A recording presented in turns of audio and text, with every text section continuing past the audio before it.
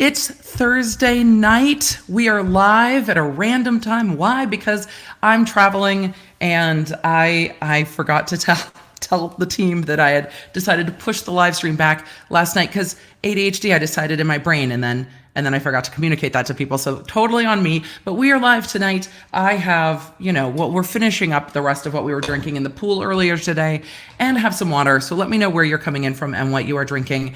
I'm going to tell you the topics tonight. Replay crew, love you. Those will be time stamped down below. Tonight, we are just doing almost a headlines version of latest in the law. We are going to dive back into legal documents next week. And we are going to be covering whether or not Trisha Paytas' new baby name is a trademark issue. Did I ever think in my life I would be saying those words on the internet? Nope. But here we are. We're also going to be talking about a new trial being granted in the college admission scandal. If you guys have been following me for a while, you know I've been following very closely along with the water polo coach from USC. I feel very deeply invested in what's going on with that. Scott Disick and Kim Kardashian got sued for running an illegal lottery scam. We're going to talk about that. And then Cardi B had a guilty plea. We're going to talk about that. So these are all the topics we're covering. We're doing almost a quick bit style everything. So we're doing a quick bit style of the things. And then we are going to do a lot of Q&A. Why? Because I just want to chat with y'all. I have had a day. Emily Henning asked, how was your concert? Did they play your faves? So yesterday we had a members only live stream and I was talking about set lists. I heard songs I did not think I would hear live. I loved it. Last night's Dave Matthews show here in Arizona was a fantastic set list. And a number of the things I talked about on the members only live stream, like they're never going to play this, but I'd love to see this. They sure did. So it was a lot of me yelling, no way. Well, not just no way, no effing way, no effing way. This is not happening. So there was a lot of me yelling, but I'm not flying out until late tonight. So we're going to talk about a little bit about my trip, a little bit about my day with squad and a trip to the urgent care. Not for me. Vanessa's asking already about the dirty dough cookies. We're going to talk about the dirty dough cookies in a minute. And then we are going to move right on. So we have the topics for tonight and Q&A, and we are going to just do all the things. Hopefully y'all can hear me. Mountain Princess asked, is squad still here? Some yes, some no. So we have one member of the squad still here. One has already flown home. One had to get home for kiddos after being at urgent care this morning. And so we are going to talk about that. So I've got like a Starbucks thing of water. I have one of my travel water bottles. I use a few different ones. This is my concert travel water bottle. So I've got all my stickers on that, like some kind of Visco Girl circa 5 years ago. And then we're finishing up the pool drinks because that's what we were doing earlier today because we had a down day. We had aside from that trip to urgent care, which we're going to talk about in just a minute. So let's get rolling. Let's roll the intro. It's so good to see you guys coming in. If you're coming in from the text crew, go ahead and drop me emojis. I would love to see it. And I should roll the intro. Should I do that? We should do that. We should get started. Let's just roll the intro. Hey there. If we haven't met yet, I'm Emily D. Baker, the badass lawyer and everyone's favorite legal commentator. I'm the host of The Emily Show, and I break down the legal shit behind the news and pop culture stories we all want to talk about. I have been a licensed attorney for over 15 years, but this is not legal advice. I should warn you, I'm a big fan of the cursey words. This channel is where the law nerds unite to talk about facts, not fuckery. It's so good to see you guys. Joni said your voice is sounding awesome for a post-concert day. I was careful. Like I was positively restrained. People sitting around me might not agree with my own assessment of that. I was positively restrained for a DMB show. I did not scream my head off because I'm flying home tonight. I'm red-eyeing it back to Nashville. And then I'm on a plane to speak at a conference next week. I'm home for a few days. I'm back out to speak at another conference and do some other recordings. So I have back-to-back professional engagements. And I figure somewhere in my 40s, it's time to act like an adult and not scream myself hoarse for 2 weeks when I actually have in-person speaking gigs. By the end of the month, my voice will be very tired. Especially at conferences when I'm talking quite a lot, my voice will get tired. So I wanted to make sure that I was trying to be responsible. So I am being responsible. So I know sometimes it's hard to be an adult. And this was one of the moments where it was hard to be an adult. It was just difficult. You guys are saying, oh, you already went. Yeah, concert was last night. Here's the thing. Look, I was excited. I have two friends that live in Arizona that are part of Squad. One that was coming in from California. I was coming in from Nashville. Just absolutely very excited to come see Dave. But seeing Dave in Arizona in September is a crapshoot on whether or not you are seeing a concert in the seventh layer of hell. There are times that seeing a concert in Arizona in September feels like I have died and been sent to the fiery pits of eternity because it can be so hot. It was not horrible. It really, really wasn't unpleasantly hot last night. It was warm. I'm not going to lie. It was warm, but it was not like I want to die hot, especially after being in Vegas earlier this month where it was like 110 degrees at 10 o'clock at night. It actually felt positively pleasant. And today in the pool, we had some shade because direct sunlight and my pale butt doesn't go well together. It felt absolutely lovely just puttering around today. The weather has been really, really nice. So I really enjoyed it. It didn't feel miserably hot. And that was really, really, really, really nice. So it did not feel miserably hot. Miss May is saying, hoping we talk about Ray J. We are not talking about Ray J today because I have not got enough information yet. I have more background research I need to do, but we will be. It's on my list. It's going to happen. It's just not happening tonight. So I saw somebody talking about the Gorge. I've been to the Gorge to see Dave multiple times. I think the first time I went to the Gorge was in like 2006. No, it was in law school the first time I went to the Gorge. So it would have been like 2003, I think was the first time I went to the Gorge. And then I went back in 2006. I've been back and forth to the Gorge a number of times. It's amazing and I love it. But it was hot. The weather was not miserable, but it was hot. But where we're staying has been lovely. The pool has been lovely. It's just been a really nice trip to get to spend a little bit of time with Squad.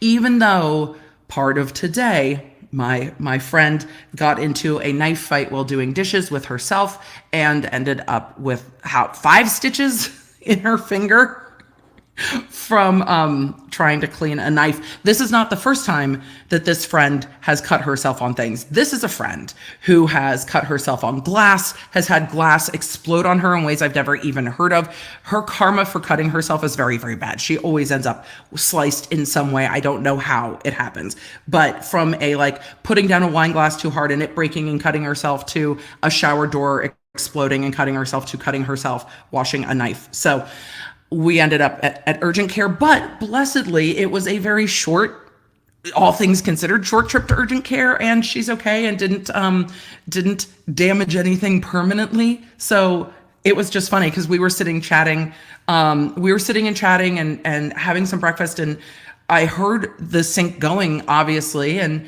wasn't quite sure. And all of a sudden, she's like, "Do I need stitches?" And I'm like, "What are you talking about?"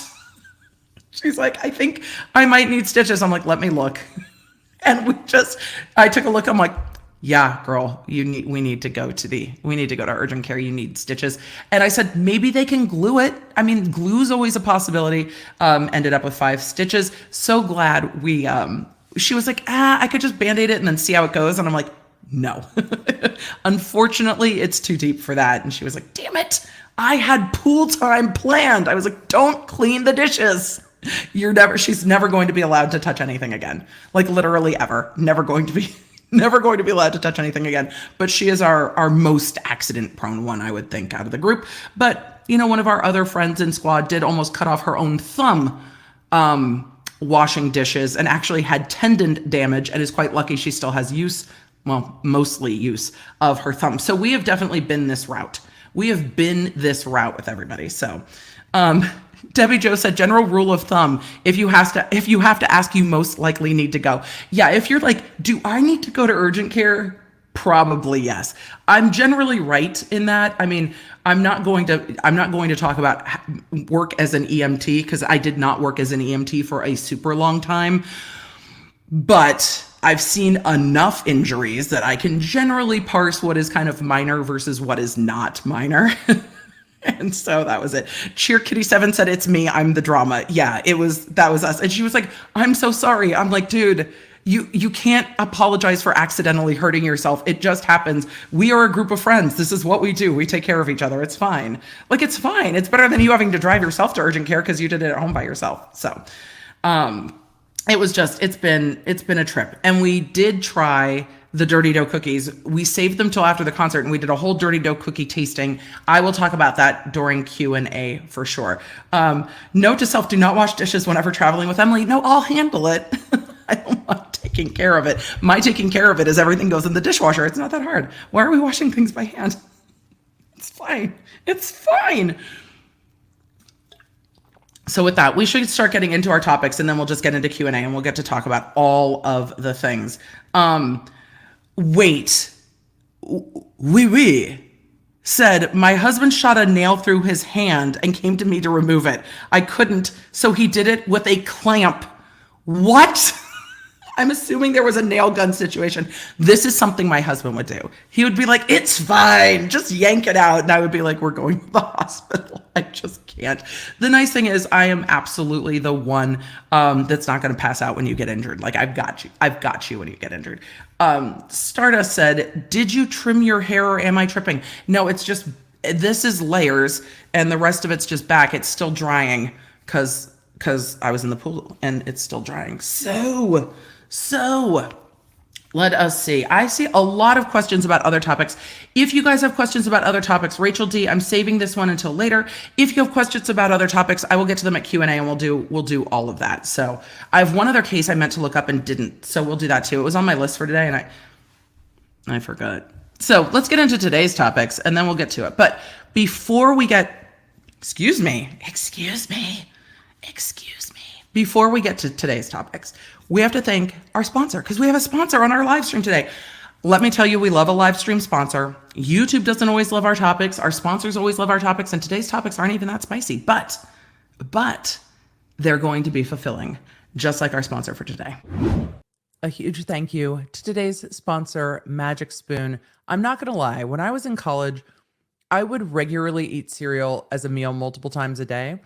It wasn't until I got a little bit older and, wasn't playing college water polo that I realized I couldn't just sustain myself off of sugary cereal, which is why I loved partnering with Magic Spoon because it's cereal reinvented. So you get the flavors that you love, like cocoa and fruity and frosted. My kids ate all of the frosted immediately and love the fruity. My favorite's the cocoa, but the fruity is really good. The frosted's really good. The peanut butter is really good.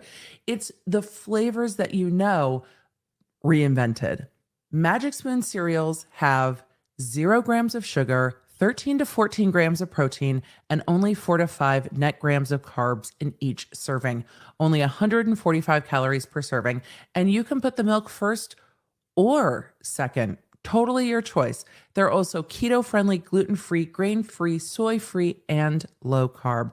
So if you are looking for a great choice for you or for your family, I cannot recommend Magic Spoon enough. So why don't you grab a variety pack and give it a try? Be sure to use the promo code LawNerd, which not only gets you $5 off any order, but it also supports the channel. Or go to magicspoon.com/LawNerd. Magic Spoon is so confident that you will love it. It's backed with a 100% happiness guarantee. So if you don't like it for any reason, they'll refund your money. Yep, no questions asked. So click the link below and use code LawNerd or go to magicspoon.com/LawNerd to save $5 today. All right, y'all. We're gonna get back to the show. I'm gonna finish this.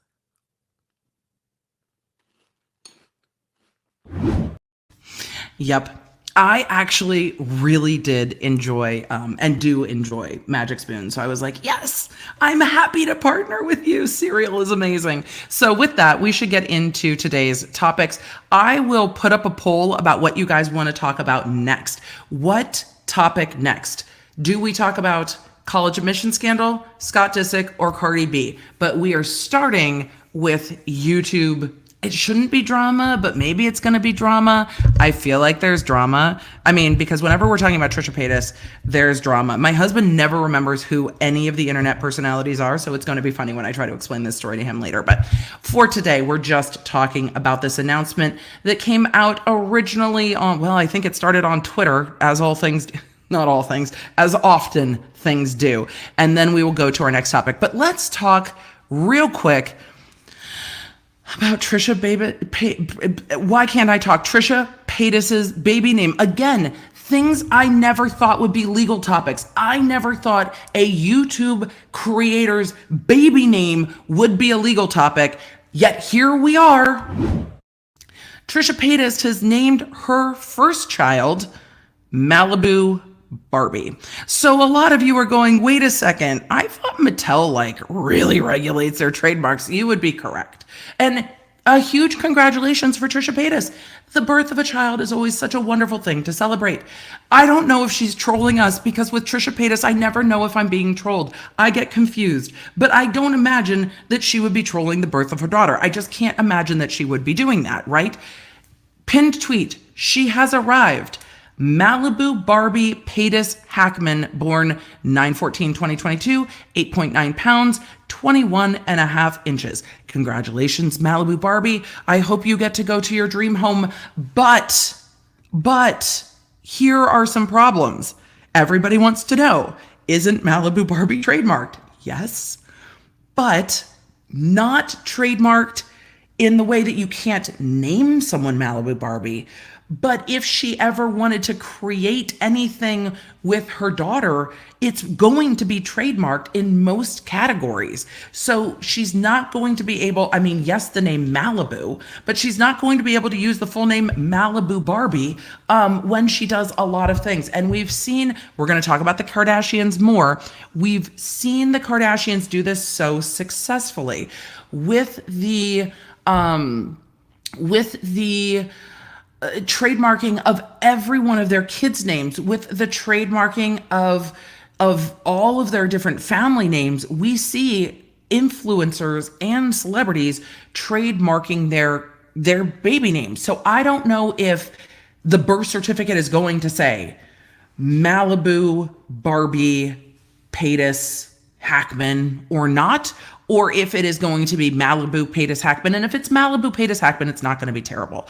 But if they are trying to use Malibu Barbie in merch or in a channel name, they are going to have trademark issues with Mattel, because Mattel does have most Barbie trademarks registered and Malibu Barbie in certain categories. So it's just going to be a very interesting journey with whether or not Trisha or her daughter can actually do things under her own legal name. And we've seen legal naming become a huge issue when we talk about cases like wedding dress designer, whose name is absolutely escaping me because it's not her name anymore, because she changed her name professionally because her former company JLM took her name. And of course, it's been a long day, so it's been time. But you know what I mean. You know what I'm talking about. So it's just, yes, Haley Page. Thank you, chat. Chat always saves the day. Chat always saves the day. Haley Page started designing under her given name and then sold her given name to her company, and they trademarked it for all kinds of professional uses. So she ended up changing her name to be used professionally. We're going to get back to that because Haley Page has had some really interesting things happen in court right before she came out and announced her new name. So she went the route of changing her name for all things. Prince did the same thing. He changed his name because his professional name ended up being owned by Sony. So what's in a name? Quite a lot. And with all of that, it's just been really interesting to watch this happen and to see how important names are, how much they can be, attached to, especially in the realm of celebrity. All of the Kardashians, I can't say all because I've only checked a few, seemingly all of the Kardashians have also protected their children's names in the realm of trademark. And that is something I imagine that Trisha would do with her children as well. So let's see. I don't see Trisha changing the spelling. I bet she won't do any merch or anything. She probably won't. It just limits the choices. It limits Trisha's choices with her child down the road, if that's what she's thinking. But I will be interested. I'm sure there will be a video explaining how they chose their daughter's name and how, as a couple, they decided Malibu Barbie was what they were doing. And we will see whether they will use the full name, whether they will use a nickname, whether they will just use Malibu. I don't know. So this is becoming more and more common with people protecting the intellectual property in a name. And again, we're super articulate tonight. The Haley Page case is a perfect example. The Haley Page case isn't the only example. There are so many artists, creators, designers, makeup artists who lost their name by running it under a larger company, and then when they sell the product line with their name professionally gets taken over. So let's see. You guys are asking, isn't Malibu rum as well? Yes, but I doubt they're going to try to put the child's name on alcohol. So with trademark, there are trademarks for certain purposes, which is why you can have something like a Malibu rum that doesn't compete with like a Malibu Barbie, because you're using it in different things. But if the name is, and Trisha has said the name is Malibu Barbie, even if you change the spelling of Barbie, it's going to sound too similar. But what Trisha shared on Twitter, I don't know if she shared it on Instagram, I didn't look, but Malibu Barbie Paytas Hackman. So if they leave Barbie as a middle name and don't put it on anything, is it going to be a problem? No. If they start trying to use it in things, could it be a problem? Maybe. But it just really depends what they choose to do. So if they just go by Malibu or Boo or whatever, fine. But I saw a lot, I got tagged a lot, I got asked a lot, and I was like, okay, we want to have a conversation about how you name something else Barbie. And again, if it's not being sold, and of course if you're not selling something that's in a competing category, you can use a similar word. Like you can't trademark Apple in the category of food because an apple is a food. But in the category of phones and technology and chipsets and stuff, you can trademark it there because it's not a descriptor, if that makes sense. Do celebrities trademark their names all the time? Yes. Is it becoming more and more common? Yes. Is it weird that when I was like thinking of names for my children, I was like, can we get the email address? Like, how do we protect their identity going forward too? And I don't know if that's something that Trish was considering, but we will see what happens with this. I thought also that the amount of news coverage on this was very, very interesting. I saw stories from CNN to Page Six to almost every other outlet. The fact that Trisha Paytas' baby name was a story across media outlets was surprising to me. I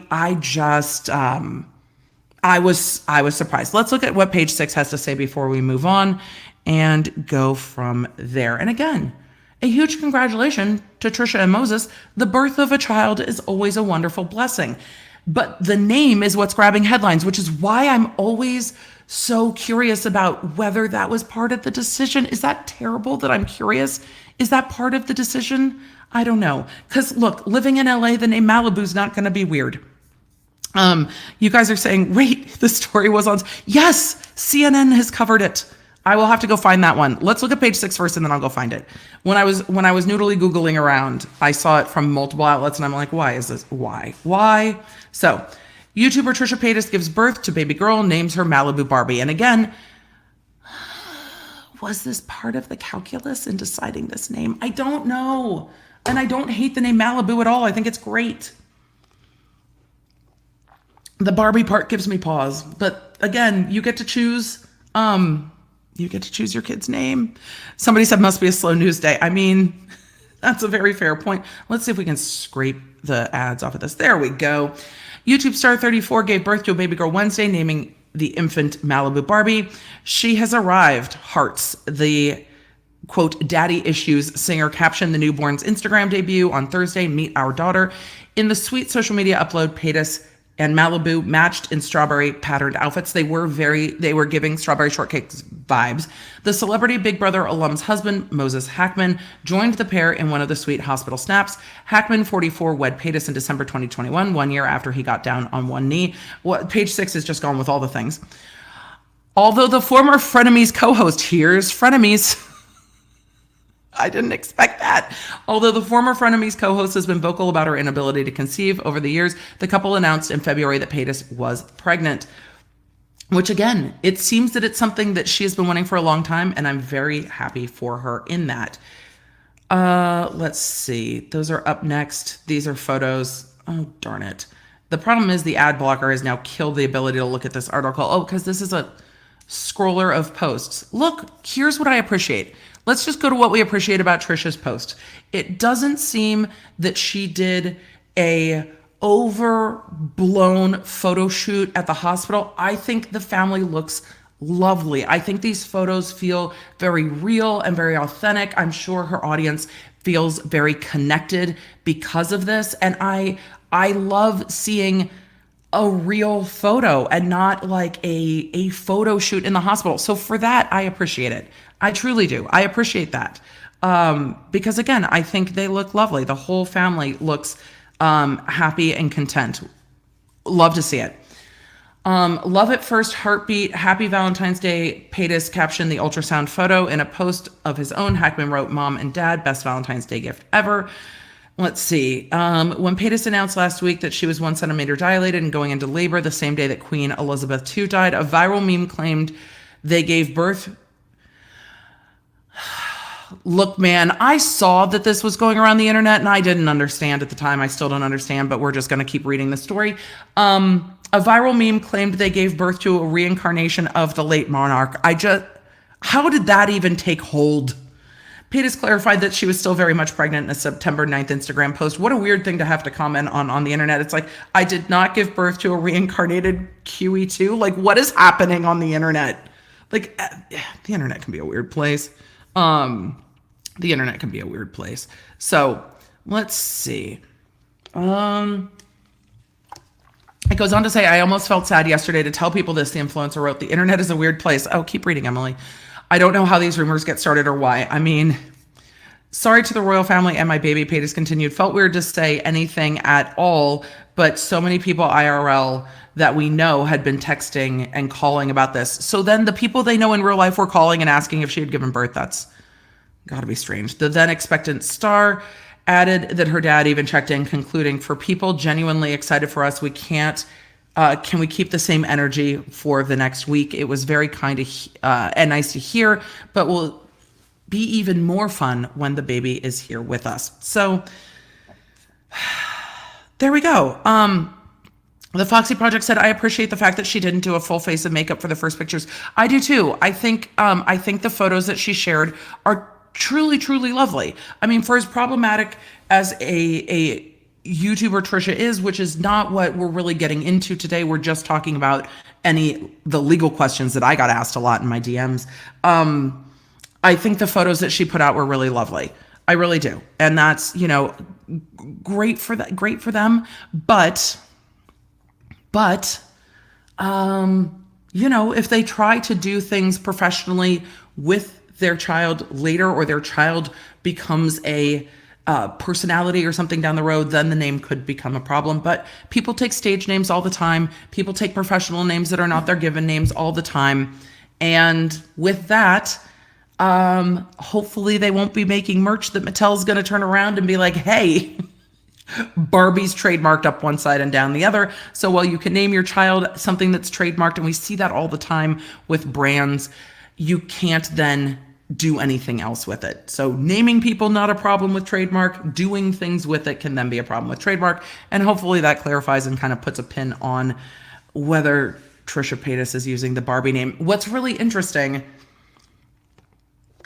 is when it comes to, and this is a while away, I'm sure, but if it comes to like personalizing a backpack for school, which by the way, I don't like doing. I don't want anyone to know like the name of my kid, like connected onto their things. That's a whole nother issue. But if she wanted to get like a personalized bag for her kid or a personalized backpack or personalized clothes, there are some places that will not do it because putting Barbie on clothing can then start to violate trademarks. And that is where this can become a problem. But if they just go with Malibu, probably not as much of a problem. So, could they trademark Malibu B or Malibu B Paytas? They could. There's a lot they could do.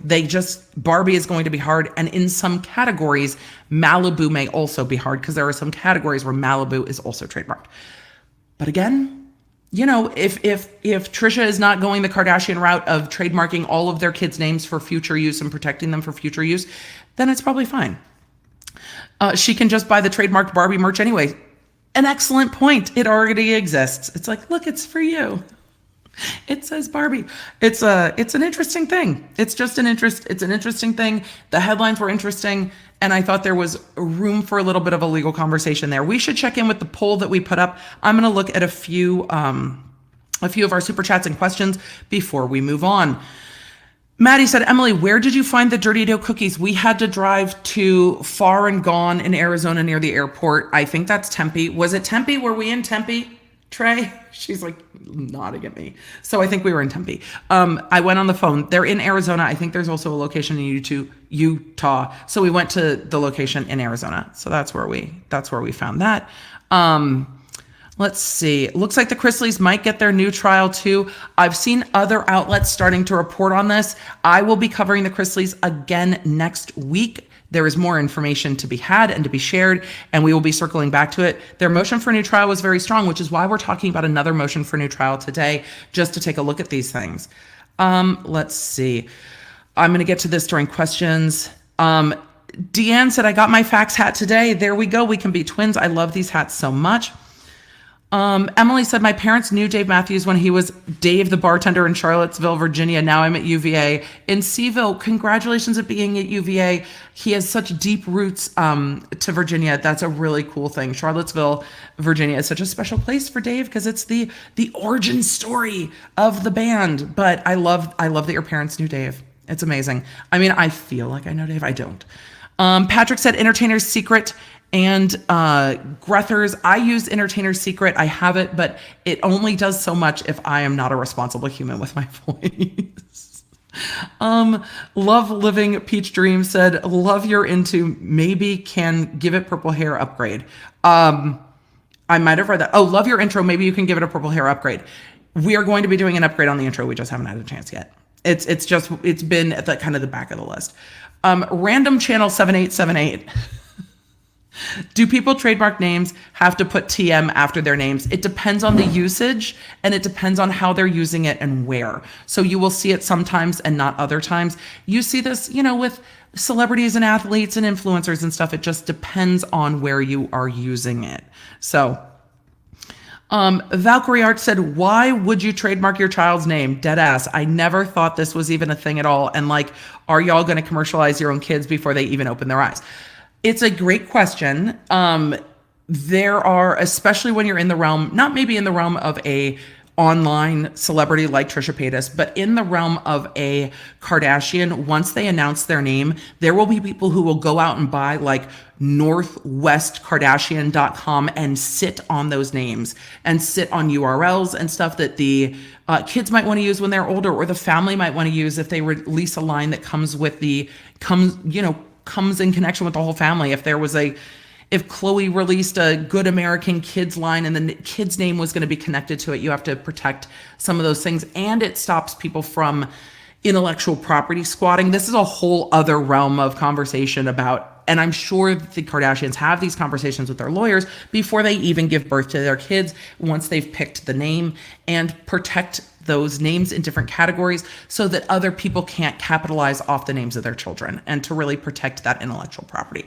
I chose to protect email addresses and a few other things when we had our kids, because those are the things I thought were most important is, oh, let's make sure you have an email address with your name, like that you can use in the future.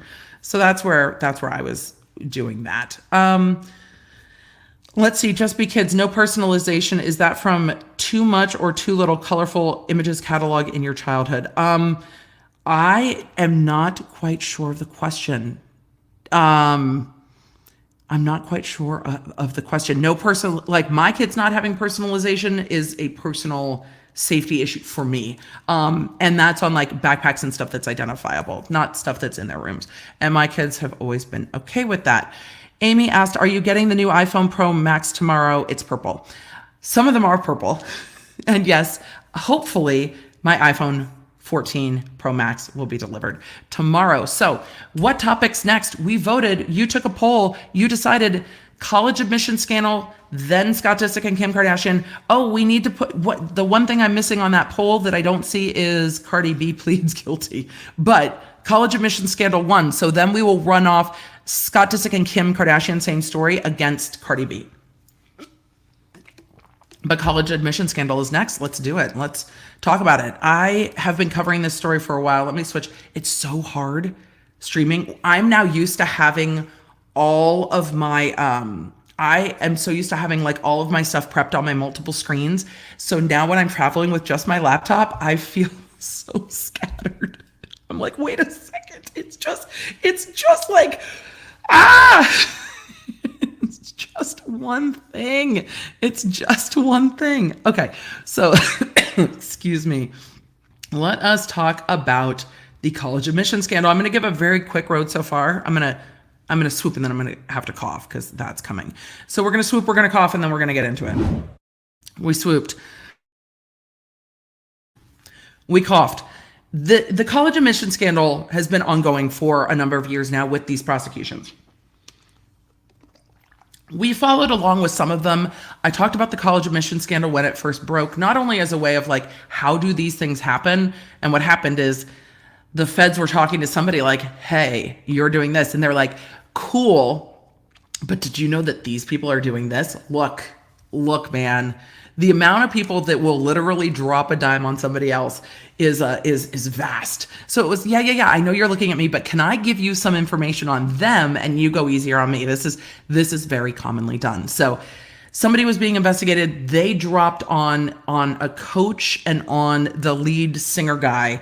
The feds went to the singer guy, and the singer guy's like, yeah, let me tell you who my clients are though, and started wearing wires and doing phone calls and helped the prosecutors build cases against the clientele that included Aunt Becky, the clientele that included the former USC water polo coach, Jovan Vavic, and others, celebrities, wealthy individuals, designers, bankers. There were other faculty at UCLA that got roped into this. There was a dental faculty member that got roped into all of this. I was stunned. I was like, you're on faculty at USC. Like, why are you trying to cheat and bribe your kids' way into USC? You know they have priority admission because you work there. Like, what is happening? Kids that were faking that they were being recruited as athletes. And that's really what we're in when it comes to the trial of the USC water polo coach. I covered this trial. It was going on because the reporting from Law 360 was so good, we were able to cover it. But what became apparent throughout the trial is the judge was not happy at all with the prosecutors in this case. So as we were going through it and they were giving us all of the information from this trial, I'm like, oh, this judge is pissed. Like, this judge is pissed. And so with that, they got a new trial. So we needed more lip gloss for this one. Varsity Blues coach wins new trial, bolstering parents' case, because there are a very few of these cases ongoing. Aunt Becky and Felicity Huffman and others pled guilty, did their time, and kept moving on. And with this now, we're getting into the actual cases that went to trial. And with the actual cases that went to trial, we are right into this water polo coach getting a new trial. I knew the judge was mad, but I am surprised by this. So we're gonna take a look at this, a first look at this reporting from Law 360, and then we can take a look at this order. So let us look. Man, I'm gonna move on. Also me, not moving on. Motions for new trial are the exception when they are granted, not the rule. Normally these things aren't granted. This one is, and I am surprised by that. So a former University of Southern California water polo coach was granted a new trial Thursday in the Varsity Blues college admission case, dealing the government a setback as it prepares to argue the appeals by two parents convicted in the alleged scheme to admit wealthy children to college through fraud. So this might impact, they are saying, an ongoing appeal. The district judge Talwani, and you guys, when I was covering this case, if I say Trilani, it's because it is now stuck in my brain. It's not. It's Talwani. I am trying, but when things get stuck in this brain, sometimes it is very, very hard because it just feels like it should be Professor Trilani, not District Judge Talwani, but whatever. U.S. District Judge Talwani expressed her skepticism with prosecutors' theory that USC could be considered a victim in the scheme while also receiving money paid by wealthy parents in order to secure their children's admission to the selective school. A very, very interesting argument. Look, you can't be part of the scheme and a beneficiary of the scheme and then also be a victim in the scheme. Okay. The government said some of the ill-gotten funds went to a USC water polo account, and scheme ringleader William Rick Singer also paid private school tuition for Vavek's kids in exchange for the coach falsely designating Singer's clients as water polo recruits. He paid for the kids to go to a very expensive private school in California, Loyola High School. So Singer was paying for Coach Vavek's kids to go to private school as a part of this fraud. Quote, however distasteful, there is nothing inherently illegal about a private institution accepting money in exchange for a student's admission. Well, I mean, I guess you pay to go to college. So you pay to go to college. The judge wrote in a 60-page order, y'all, we're not doing that tonight. We'll take a look at the conclusion. Darn it. I'm gonna have to download this order and read it on the plane and give you guys the highlights the next time we go live. Yeah, I'm gonna have to do that. So, oh man. 60-page order. The resulting prejudice, where the jury may have found a bribe or kickback based not on tuition payments for Vavek's children, but on the funds paid to the USC water polo gift account that the government concedes were not misused, warrants a new trial. This also, by the way, bodes kind of well for what's going on in the Chrisley case.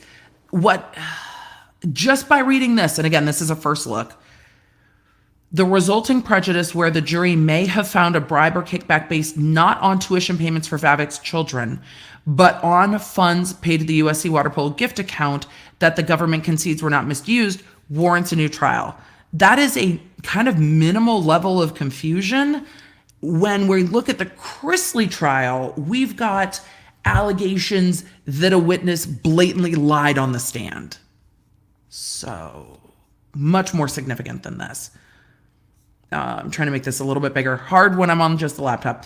Talwani wrote, under the instructions that she gave to the Boston jury that found Vavek guilty on all counts, the government had to show that the payments Vavek received were to his benefit and to the university's detriment. Quote, there was no evidence in the record to suggest that Vavek was taking USC water polo team money for his own benefit, the judge wrote. To the contrary, the government stipulated that there was no reason to believe that Vavek misused the university funds in the USC water polo gift account. No, the dude just paid for his kids to go to private school so that he would designate children as recruits that weren't actual recruits so that they would get evaluated on a different standard of admission. That's all. That's all that was done. By the way, that was me being sarcastic. It might not have sounded that way. That was me being sarcastic. Instead, the judge found that the government conflated a payment to the USC water polo team with a payment to Vavek. Oh, that is a very, very minor issue, it seems to me. Like, this is... I wonder if it was during closing arguments. I will look at the order, but if they're conflating the two enough to confuse the jury, I understand why the judge granted a new trial, but it is not the biggest issue we've seen in a motion to new trial, especially not recently. The arguments advanced by Vavek and accepted by the judge echo those made by John Wilson and the attorney Albanese, I think, both of whom were separately convicted. Oh, no, not the attorneys. Of John Wilson and Albanese, both of whom were separately convicted of bribing their children's way into school through Singer and are currently appealing to the First Circuit. In Wilson's case, the government said that he had paid a bribe to Vavek's program through Singer to get his son in as a water polo recruit. George Vinn of law firm, who is not involved in the Vavek, Wilson, or Albanese case, told Law 360 on Thursday that Judge Tawani's ruling is good for the parents' appeal. That's going to be very interesting. Quote, in the context of analyzing closing arguments, Judge Tawani ruled that a donation to the university sports program in exchange for admission does not violate federal law. If the First Circuit follows her reasoning, the other two should also get new trials. So, and again, look, this is an argument that a lot of the parents made. How is making a large donation to a water polo program different than donating at a library or a wing of a school or a hospital? How is it different than any other wealthy family that's like, oh, we have a legacy grant at Yale, and then all of our children get in? Like, they're like, how is it different than that? How is it different? This is just what happens. It's just what's done. The thing that's difficult is that it wasn't they donated a new wing and then they got into college. This was they donated and then there was a lie and then they got in. The lying about them being recruits being the bigger problem. But part of the college admission scandal also included cheating on SATs. This is not all of it, but this is all of it with regard to these particular individuals, because there's also the whole segment that was cheating on the tests. That's different than, oh, well, we made a large donation and they said they were recruits. The lying is the problem for me. And that seems to be what differentiates, like, I don't know, any other legacy family donating a fuck ton of money to some university to get their kid in and this. Has that ever been my life? No. Do I understand this world? Also no. But I don't know. I watched Gilmore Girls. I'm pretty sure that's how that worked. This is my life experience, you know? It's just one of those things where it's like, oh, well, we have the money to donate the wing, Charles. So here we go. I don't know. The lying is what makes it fraud for me. That's where I have a problem. So the lying is the problem, not the large donations. So let us continue. The cheating on the test, also a problem. Aside from the, just buying your way into private school. Besides all of that. But these are private institutions. If they want to take a fuck ton of money and be like, oh, isn't it weird that this child got in? I don't know if that does any good for the kids, but that's a whole nother thing. I'm going to sidebar for a minute. Miguelina, at some point we need like a sidebar swoop, because at some point I need to be like, I'm sidebarring. I'm going to sidebar real quick. We're going to sidebar. Here's the thing that bothers me the most about the college admission scandal. At the most. It told these children, all of them, that their parents didn't think they were good enough to get into university. It didn't seem to me that these children, except for a few, participated in any way or knew their parents were doing this. The ones that posed for photos obviously knew they weren't on the crew team. They helped stage the photos. They knew something was up. But what does it tell those kids? Mommy and daddy do not believe you are smart enough, good enough, talented enough, or skilled enough to get into an acceptable university. So we are going to lie and pay your way in because you're not valuable if you don't go to a certain university. It's just so fucked. If kids don't want to go to USC, I get it. I don't want to go to USC either. Have you been to There's roaches, like big ones, like big ones. I mean, I know some people love USC. I'm sorry, disclaimer, my family's a UCLA family. All of my statements might not be completely fair when it comes to USC. All of you in the chat that are Trojans, I hear you. It's fine. You know that the roaches are there too. Like it, you know if you know. But it doesn't matter. Your self-worth, your worth as a human is not tied to your degree from a certain university. And if that's the only value your family places on you, I'm very sorry. I'm just very sorry.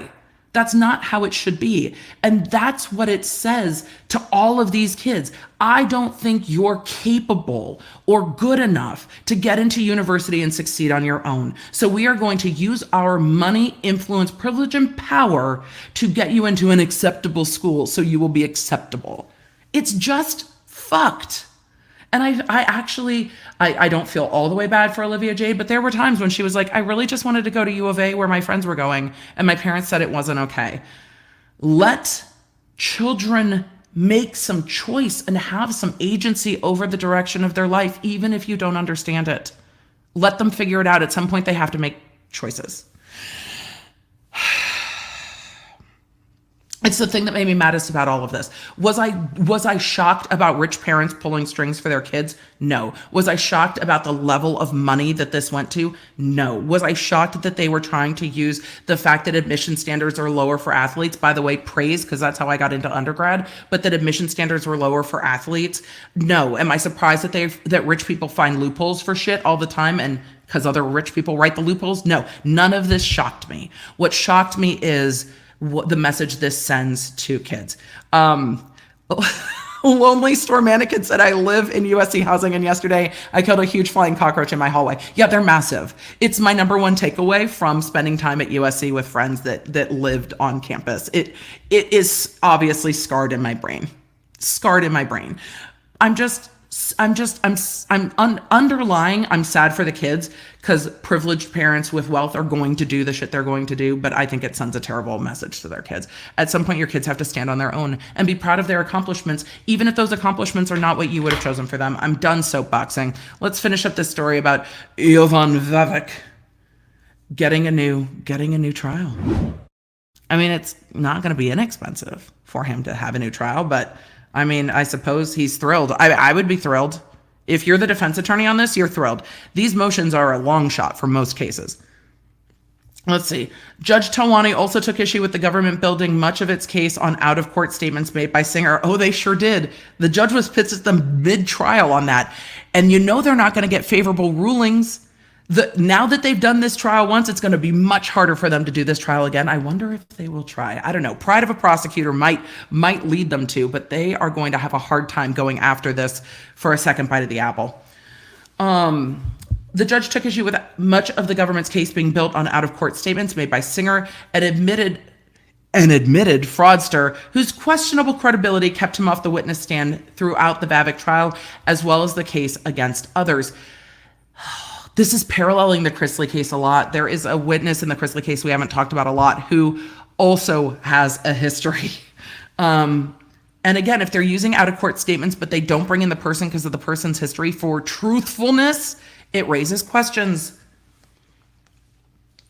When you're prosecuting people, you have to do it right. Quote, the government presumably introduced Singer's statements to show how Singer solicited parents as part of the scheme, the judge wrote, but where the government made no disclaimer or acknowledgement to the jury that it was not offering Singer's statements about Vavek for their truth, there is substantial risk that the jury reached a decision based on false evidence. Your Honor, you're allowed to not allow hearsay in. I've got to look at this again to see how some of these statements came in. And y'all know a lot about hearsay after watching Depp v. Heard. Stephen Larson of Larson LLP, an attorney for Vavik, told Law 360 on Thursday, quote, "The court's thoughtful opinion protects Coach Vavik from a wrongful conviction. In granting a new trial, the court recognizes what we have long argued. The government's case is built on knowingly false statements of an admitted fraudster, Rick Singer. As we have demonstrated and the court now confirms, there is no evidence that Coach Vavik ever used donations to the USC water polo program for his own benefit." No. His kid's private school tuition was paid. Prosecutors said Singer operated a so-called side door admission scheme through Vavik, paying him so he would tell USC's athletic subcommittee, or subco, that an undeserving wealthy child was good enough to contribute to his national title-winning water program, like multiple national title-winning water polo program. They are regularly one of like the top 4 water polo programs in the country. Multiple Olympians, on and on and on. But so is UCLA. We're not going to talk about Berkeley and Stanford. Don't worry. I know you're out there. We're not talking about you. The defense argued during the trial that USC was in the business of accepting recruits that could help the school's bottom line through a process the school called its VIP list. It's amazing what you can buy. The judge said the outcome might have been different if the government argued that the school received less money through Singer's scheme than it would have through the VIP admissions, or if it claimed Vavik used money in USC's account for his own benefit. At the end of the day, I don't think any of this makes USC look good, but I also don't think it's shocking to anyone. Are you shocked? Anyone who's shocked in the chat, let me know if you're shocked. Like, I need your shocked Pikachu faces in the chat. Are you shocked? No, I'm not shocked. But where the government argued that a misrepresentation to Subco plus a payment to the USC water polo gift account was by definition contrary to USC's interest, the argument was not consistent with, but instead flatly ignored the court's instruction. Oh, you can't do that. You can't do that. You can't do that. You can't do that. Massachusetts attorney Rachel Rollins told Law 360 the office is disappointed in the ruling, but say they do not believe it's grounded in the facts or the law. That's a strong statement. The jury convicted Vavik on a single count, and we believe they got it right, Rollins said. At this point, we are reviewing all of our options. Are we going to retry this case? Are we going to try to get another judge on this case? Like, what are we going to do? Stacy said, I have been knocked out of my chair by lack of shockedness, right? None of us were shocked. An attorney for Wilson said the ruling correctly rejects the government's claim that his client's donations were bribes.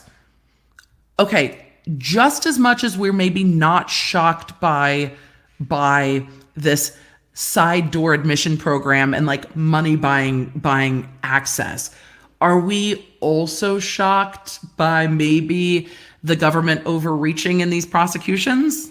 Are we shocked by that either? I mean, it's just a whole wave of not shocked.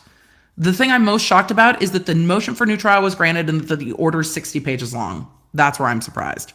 Let's finish this article and move on, because then I want to get to Q&A. I've been talking forever. I feel like I've been talking forever. It says, indeed, the prosecution cannot identify a single example in all of the American legal history. Whoa, that's a big statement. It's a big statement. They're like, the prosecution cannot identify a single example in all of American legal history where the victim and beneficiary of a bribe were one and the same. Because that's not the definition of the victim and the beneficiary. You can't get the money for the bribe and then be the victim of the bribe. That's not how that works. We look forward to presenting this and other issues to the Court of Appeals on November 7th. So we're not done with the college admission scandals.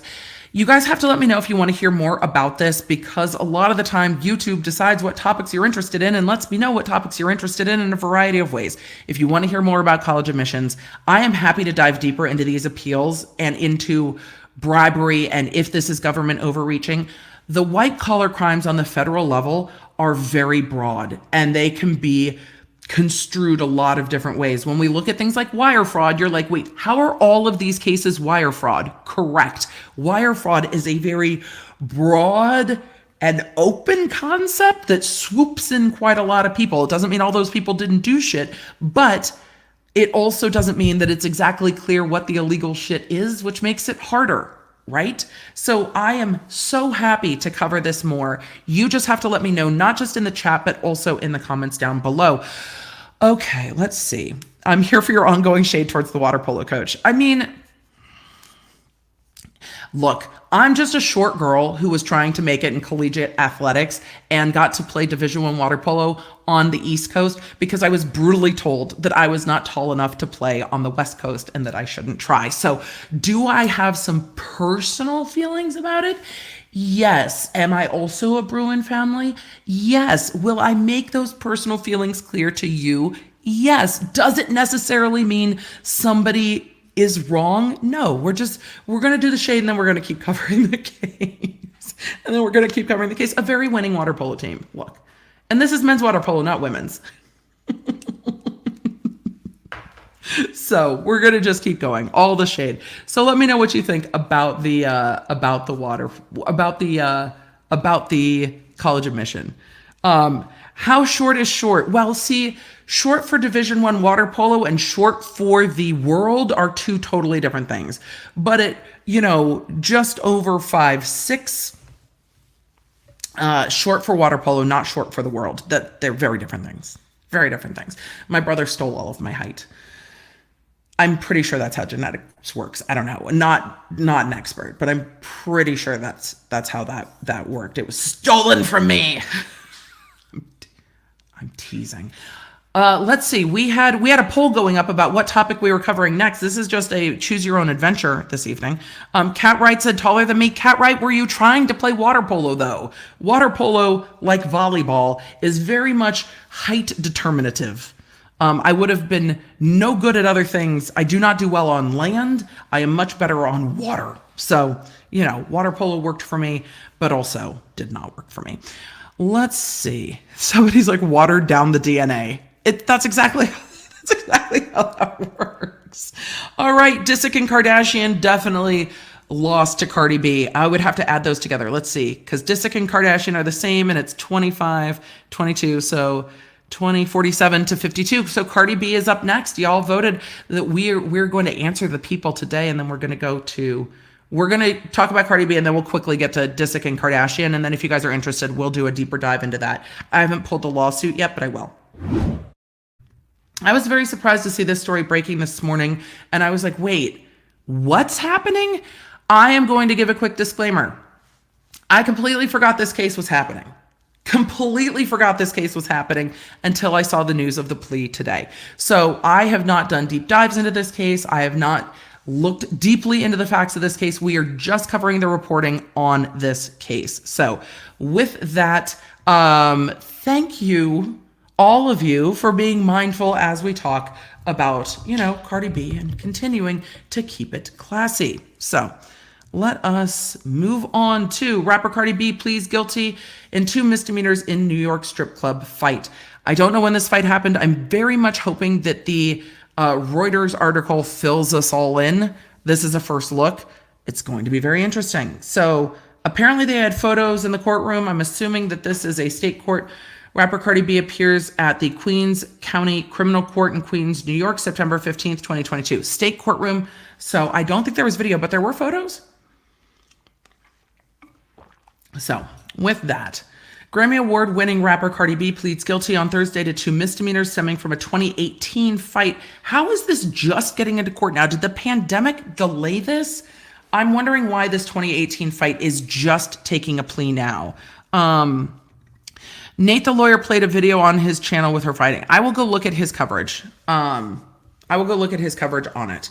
So, stemming from a 2018 fight in a New York City strip club, prosecutors say, adding that the rapper was sentenced to 15 days of community service. On 2 misdemeanors, I don't think that's necessarily out of line with what others might get, depending on injury. Okay, let's keep going and see what it is. Cardi B, whose real name, I can never pronounce her name properly. I have never heard it pronounced consistently. So we're just going with Cardi B because I don't want to mess it up because, I mess everything up when I try to pronounce it.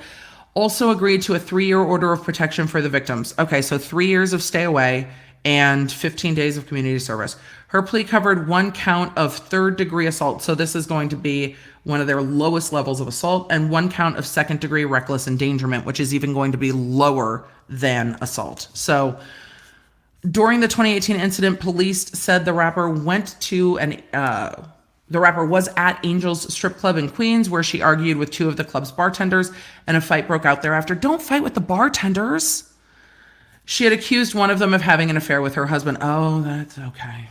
You know, I'm just going to say, didn't Dolly Parton know that the woman at the bank was coming for her man, so she wrote Jolene? Maybe a song, maybe a non-defamatory, non-slanderous song. Like, Jolene is brilliant shade. We were talking about this weekend, but Jolene is brilliant shade. This is how Dolly handled it. I'm just saying, if there's a playbook for how to handle things when you're worried about somebody who might be after your man, maybe we just take a page from Dolly's book and write a song. Non-libelous. All right. She accused this makes more sense now that we've gotten into, like, a fight didn't just randomly break out. There's backstory. She had accused one of them of having an affair with her husband. Okay. The victims allegedly had glass bottles hurled at them, alcoholic drinks thrown in their faces, and one woman's head was slammed into the bar. Well, that sounds like a more serious act of violence. Prosecutors said earlier in their description of the incident, having your head slammed into the bar is more of an act of violence than throwing a drink at somebody. All right. Let's continue on. In 2019, the rapper pleaded not guilty to felony assault charges relating to the fight. Okay, so they reduced this substantially from a felony assault, which is much more serious, carries more time, to a third-degree misdemeanor assault and a second-degree misdemeanor reckless endangerment. That's a downward departure. The singer, known for chart-topping hits such as Bodak Yellow and I Like It, was indicted in 2019 by a grand jury on felony charges, along with two other individuals in her entourage. Part of growing up and maturing is being accountable for your actions, the rapper said in a statement after the hearing on Thursday. As a mother, it's a practice that I'm trying to instill in my children, but the example starts with me. So she's like, I'm taking responsibility. I made a plea deal. All right. Making a plea deal is fair. I'm not opposed to it. I'm not surprised. Do felonies get reduced down to misdemeanors for plea deals all the time? Yes, absolutely. Happens all the time. Is that surprising? No, not surprising. 15 days community service, not surprising. Would there normally be some kind of probation with that? Generally, but there's a stay away order.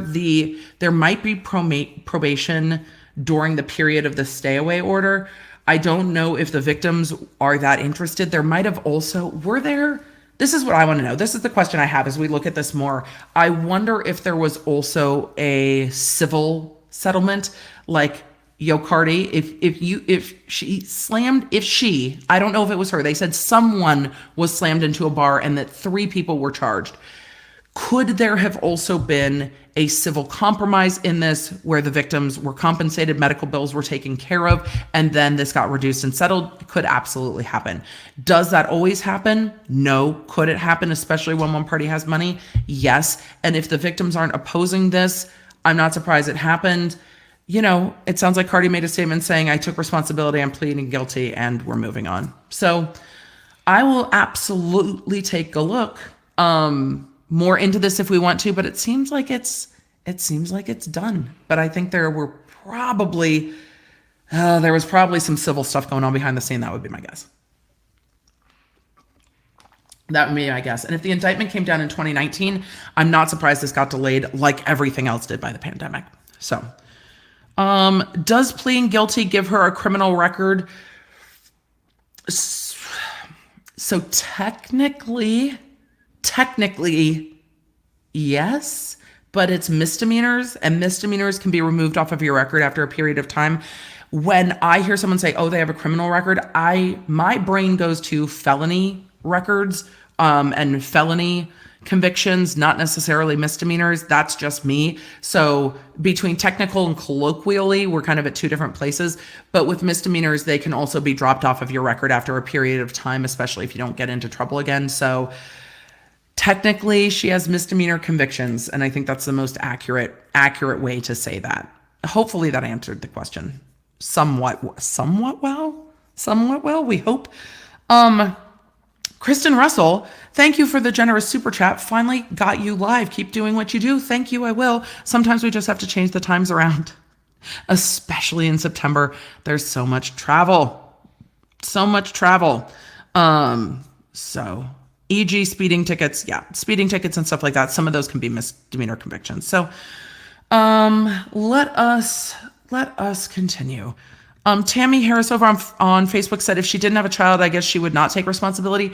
That's not how I read her statement. I read her statement as I'm trying to take responsibility, and I'm learning and I'm growing, and I have a kid, and I've grown up a bit. That's how I read it. And I think, I don't know, this is going to soapbox me too, Tammy. And no, please don't take this as shade towards you. This is an internet thing. I think there has not been nearly enough space for people to make mistakes and grow, especially when they're in the public eye. I think that there's room for people to say this is a mistake. And of course, assaults become harder when you're like, this was a mistake. I think it's easy to see her say, I did a thing. I am trying to take responsibility for my actions. I am learning to take responsibility for my actions, and I am growing and moving on. So I hope that that's true. That is what she said. She's like, I'm taking responsibility for the things I've done. So mistake is not the right word. But what I'm saying is, in the room of the internet, I think there's not been a lot of room for people to grow. And mistake was not the right word. Growth is the right word. And when people do things, they're not often given a chance to grow and move on from those choices, decisions, and or mistakes. So it's an interesting thing to watch, trying to navigate, especially celebrity, trying to navigate the ability to grow and change and continue to grow and change as a human. So she said she's trying to grow. She said she's taking responsibility for her actions. We will see, and we will see how it goes. So I think we always, give room for people to grow. And if the victims are on board with this, does taking an assault and moving it down to a misdemeanor and pleading is at the end of the world? Probably not. So look, she seems sincere. We're going to see what happens with Cardi B. We know how much she's been through with the defamation case. She seemed very genuine and vulnerable talking about what she went through with the defamation case. And between 2018 and 2022, she's like, I'm taking responsibility and I am moving on. And if she moves on and the victims move on, then I think it's fair that we also as a public allow that to happen. So, all right. Somebody said, I would love to know what Cardi B will be doing as a public service job, or if she's throwing money at the problem, maybe a free concert. I can't speak to all courts. I can speak for the courts that I've worked in, and Nate the lawyer can speak better to the courts in New York than I can. But generally, there are approved things to do for community service, and you have to go and do your days. Courts are very specific about community service. Courts need you to do your community service. So with that, let us continue to move on. What is our next story? Are Scott Disick and Kim Kardashian running a lottery scam? This is not just specific to them. The reason I'm covering this is because I'm going to pull this lawsuit, and we're going to talk about influencers in general. I talk about giveaways all the time. Do influencers get this wrong all the time? Yes. Do I think we will continue to see crackdowns on stuff like this? Yes. Do I think we will see both the SEC and the FCC cracking down on stuff like this? Yes. Is this the FTC's realm? No. FCC, SEC for this stuff. Let us talk about Kim Kardashian and Scott Disick, and then get to Q&A. Swoop! We swooped. All right. Kim Kardashian and Scott Disick sued over Instagram lottery scandal. Here's the thing. that needs to be noted. The way that the law defines a lottery and the way that you might be thinking of a lottery are different. I'm sure some of you are thinking about like scratchers and Mega Millions and stuff like that. There are other ways to consider a lottery. So we're going to have to talk about lotteries and giveaways together, because there are times when people try to run a giveaway, but when they do it wrong, they're actually running a lottery. And we're not talking about a scratcher's lottery. We're talking about a lottery. Robin said, I wanted the Ray J scandal. We're not there yet. We're not there yet. Today we're at lottery scandal. We will get to the Ray J stuff. I need more time for the Ray J stuff before I can talk about it. I need more. I'm not done. I'm not done researching to talk about the Ray J stuff. Kim Kardashian and Scott Disick sued Instagram lottery scandal. Kim Kardashian and Scott Disick being one of the family members, Kourtney Kardashian, the father of her children, and still kind of a part of their family, even though not together with Kourtney. Kourtney's married, right? She got married to Travis Barker. So, Silver Gypsy said a lot of YouTubers don't do giveaways because of this. There are so many rules.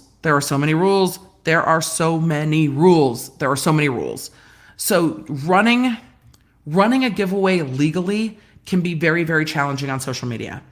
Running it wrong is very easy to do, even on accident. So let's get into it. Kardashian and Disick are being sued over social media lottery after being accused of not paying out any of the prizes. What's interesting is this is a lawsuit. This isn't the government coming after them yet, but it doesn't mean that won't happen and that this won't kind of ring the bell on that.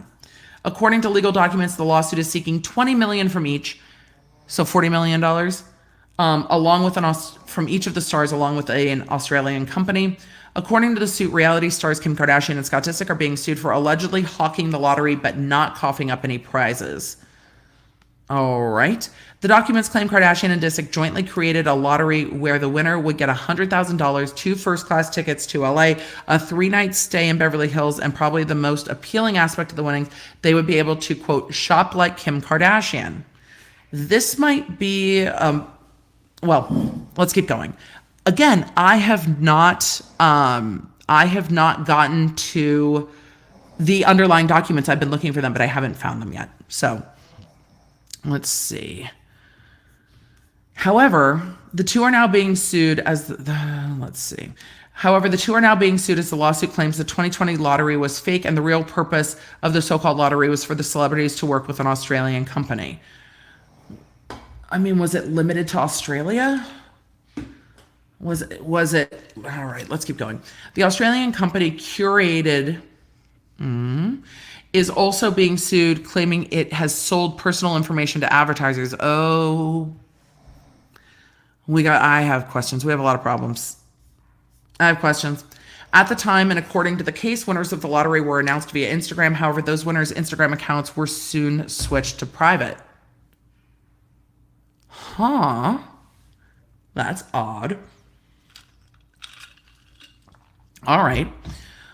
Sources connected to the Australian company Curated responded to the allegations saying that every winner is legitimate, have been awarded their prizes, and that the company has appropriate paperwork to prove that. All right. The suit goes on to claim that those who entered the lottery are getting, quote, invaded by hundreds of advertisers, some of which are soliciting the plaintiffs with potentially offensive and unwanted content. So that's why they think their information was stolen, or not stolen, sold. Apologies. Per the lawsuit, quote, just a short 20 years ago, Oprah was giving away cars and cash, but today's entertainment tycoons seem to only care about becoming richer and living an even more opulent lifestyle while duping their fans and followers. Oh, so we've got the spicy language in the lawsuit. The lawsuit's coming in hot. We're going to have to find this one. I'm just curious. We're going to have to find this one. Again, the lawsuit is asking over $20 million each, so a $40 million lawsuit. Though only two are specifically named, Kim Kardashian and Scott Disick, along with the Australian company. If you follow any of the Kardashian family, you have seen these advertisements. In fact, the lawsuit points out that several other family members and celebrities promoted the lottery, including Kendall Jenner, not Kendall Jenner. Did she have a bottle of 818 tequila while she was doing it? Was there like this is me holding a bottle of tequila, not having. Did she have a bottle of 818 tequila while she was promoting it? Sorry. I didn't get to watch Housewives last night. That's happening later today. The lawsuit points out that other family members and celebrities promoted the lottery, including Kendall Jenner, Kris Jenner, Kylie Jenner, Khloe Kardashian, Kourtney Kardashian, Sophia Richie, Gretchen Rossi, and Christine Quinn. A quick Google search returns the answer about the legitimacy of these lotteries. On the curated business website, they have a whole page dedicated to the winners of the past contest, showing pictures and Instagram handles of whichever lucky person won. This may feel like kind of a scammy way to get followers, but it's not an actual scam. So there you have it. Just because it's not a quote unquote scam doesn't mean it's not an illegal lottery. Those are two different things. Do you think Kim's mad that they still use the picture of her and Pete, even though they broke up? Another article puts it like this. They state that their service is a form of online advertising, and they boast their big gross from their past campaigns. In that Kylie Jenner St. Laurent giveaway from May, they say participants gained 230,000 new followers and experienced a dramatic increase in website traffic. The case is ongoing. All right, we're doing one more article on this because I need some more information, and then we'll just go to questions because I have a lot of questions. And I remember seeing some of these giveaways going, this seems woefully lacking in terms and conditions, in disclaimers. It seemed like there were problems. So, all right, let's look at what page 6 has to say. Because, Kim Kardashian and Scott Disick sued for $40 million over alleged internet or Instagram scam. Oh, this is the problem with page 6. It's always so hard to load. Kardashian and Disick are being sued for $40 million for promoting Lux prizes on Instagram that are allegedly part of a fake lottery scam. Now, again, running an illegal lottery is kind of a technical thing. People who entered the contest were allegedly promised the chance of winning items such as first-class tickets to Los Angeles, a 3-night stay in Beverly Hills, and even $100,000. Sources close to the company that organizes the lottery's curated businesses told TMZ on Thursday that there have been legitimate winners and that they have the paperwork to prove it. However, the plaintiffs, made up of people who participated in the contest but did not win, claim in the lawsuit that Kardashian and Disick and Curated Business organized the contest to allegedly sell their personal information to advertisers, according to TMZ. This is where terms and conditions are going to matter. This is absolutely where terms and conditions are going to matter. You can't just...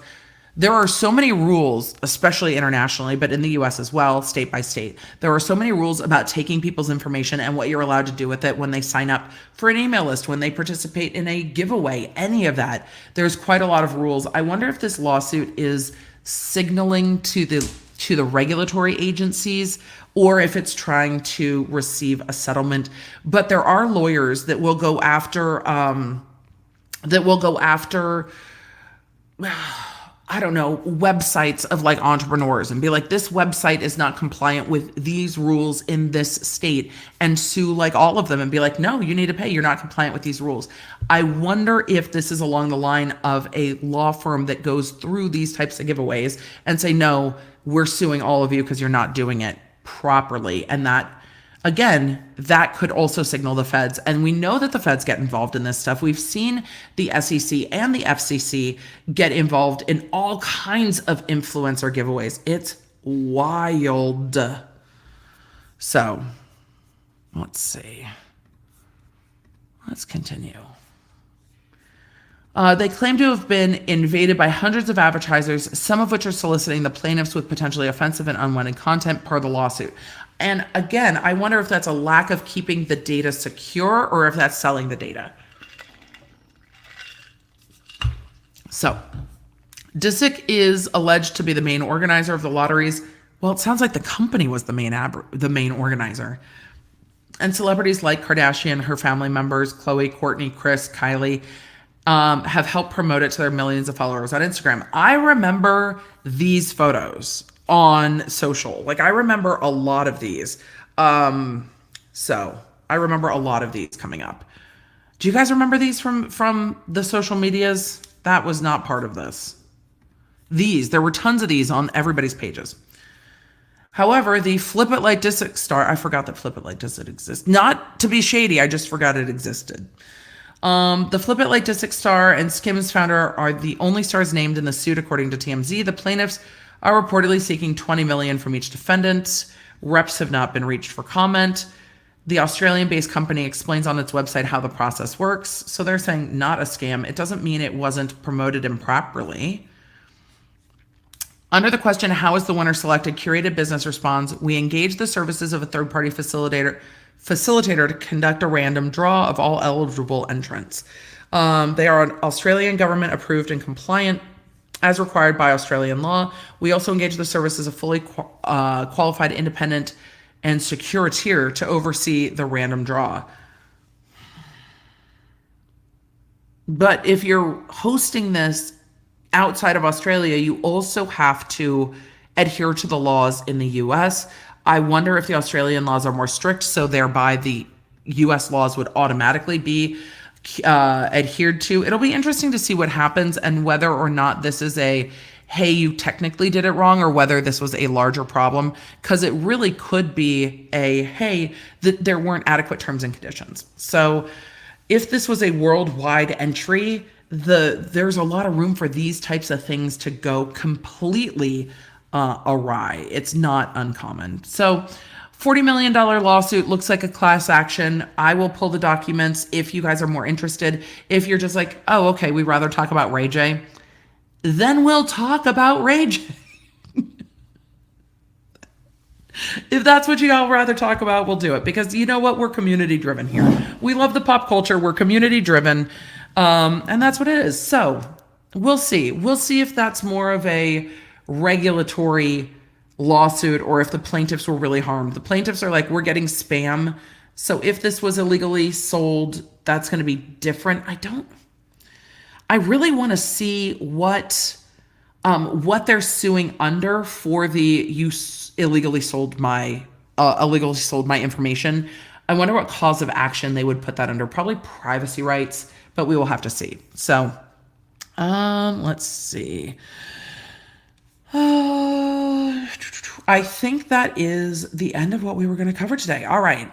So a lot of you guys are saying you want Ray J coverage, please. We will get to it next week. We'll get to Ray J coverage next week.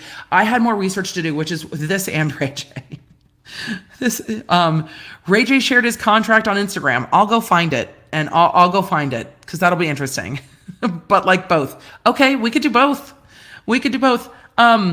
Nin said, I'm just meh about the Kardashians. I can understand being meh about the Kardashians, but there's some real interesting law when it comes into lotteries, and it extends to most influencers because a lot of people do this wrong. So let us move on to questions. It's time to FAQ around and find out, because I've got questions, you've got questions, we got questions. Let's just do the thing.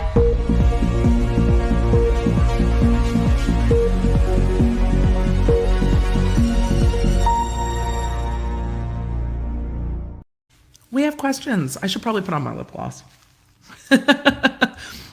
Look, man. Look, law nerds. The lights are going down. It's getting dark.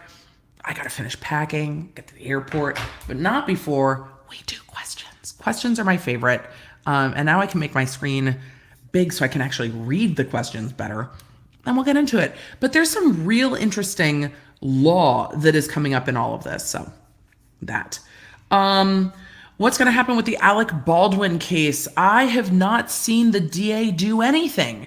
We saw all this information about the FBI and then nothing. So we're absolutely going to have to look into it, but nothing. Tiffany Haddish coverage. Yes, just haven't had time to get into it. And again, September is always kind of a mess. With the amount that I have to travel in September, I really, especially with sensitive topics, I try not to do first looks, because first looks tend to be cheeky and like, I've got questions about this and what are we doing about this? And the Tiffany Haddish case, I definitely consider to be more sensitive. I want to go through it. And same with the Ray J stuff. I want to go through it before we just put it up on a first look. So first look stuff, I tend to pick things either that we've been covering and that I'm familiar with, or things that are like, are we running an illegal lottery? Let's ask a question. So that's why I haven't gotten to it yet. Let's see. Rhonda Berry said, you have the best mods ever. I know. They're fantastic. Our mod squad is a fantastic crew that very much wants to adhere to the values of the channel, which is You are welcome if you are welcoming. We don't disparage people no matter how much we dislike them.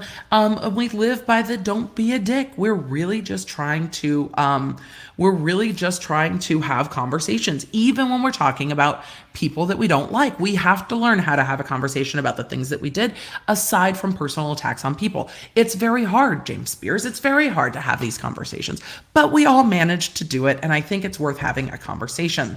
So that. Let's see. We are going to. These are my monkey said, and packing is your least favorite.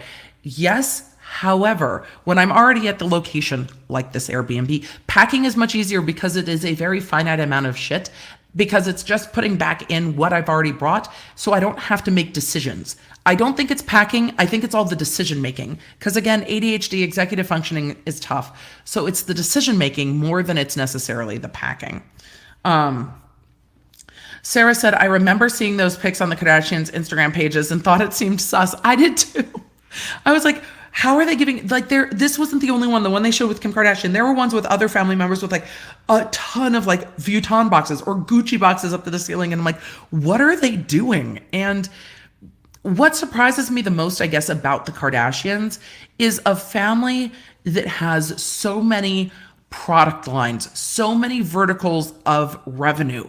Why are you fucking with Instagram giveaways like this? Like, what is the point? What is the benefit? What is the benefit? Really, truly.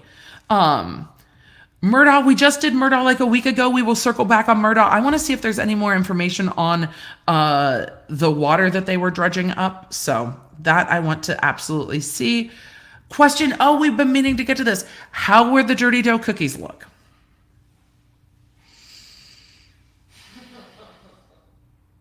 Here's the thing. We were very excited about the cookies. They were very cute. The packaging was very nice. The packaging looked nothing at all like Crumble, which was good. I think we are very much more clear on the trademark case. The experience of going to Dirty Dough, different than Crumble. It looked like its own distinct location. It wasn't like, oh, I'm not in a Crumble. I wasn't confused at all. But the complaints I have about Crumble kind of carry over to Dirty Dough.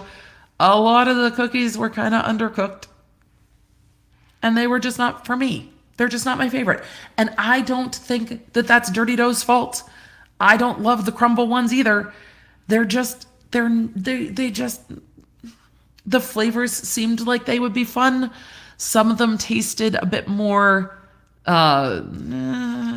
like flavoring than I would have liked. So they just weren't ideal. Nope, they weren't ideal.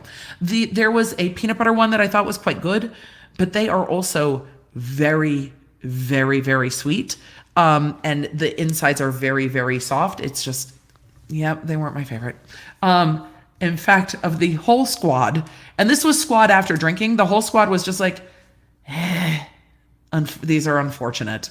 So anyway. Question, do you feel tired of all the Amber Heard PR stunts still continuing? Vanessa, I am very much ready to move on, but I get asked about some aspect of Debbie Heard almost every single day. People have not moved on.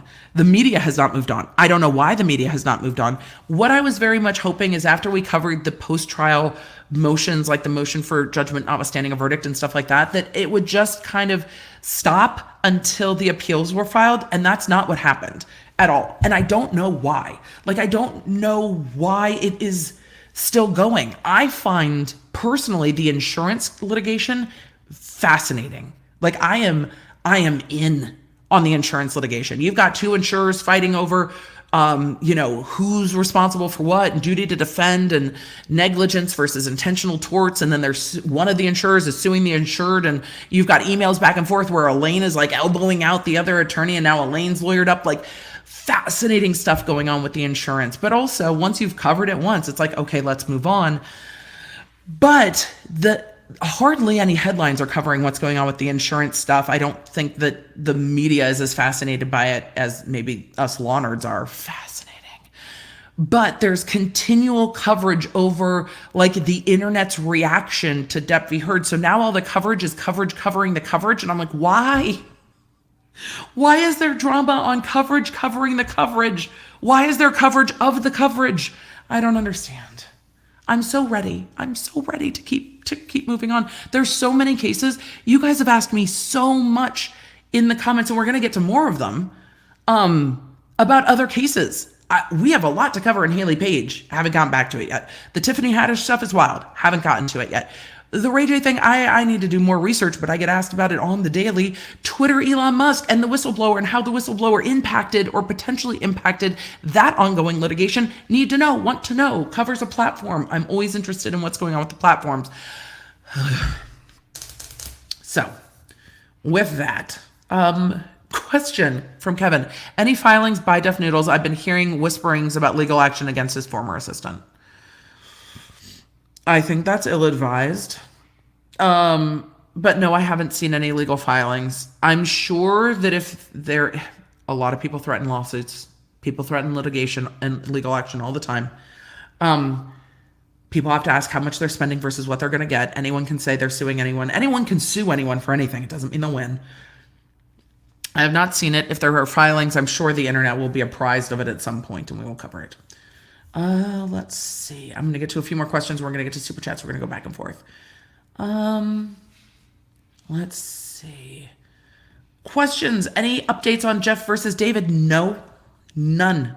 And I need to look at there's going to be H3 stuff. There should be H3 stuff coming out soon about their anti-slap in the Kavanaugh case. So that we need to get to. Will you cover the Sweetie Pies case? I have no idea what that is. So that goes in a big old maybe when I don't know what it is. I can never say yes or no. I will have to look. So what else?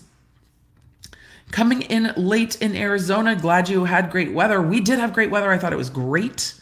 So thank you guys for all the love for the moderators. Look, they keep it moving. And let's see. What's going on with the Todd and Julie Chrisley case? We have one recent video on the channel. I think that was the most. Yeah, I think there's one recent. It was probably last Tuesday.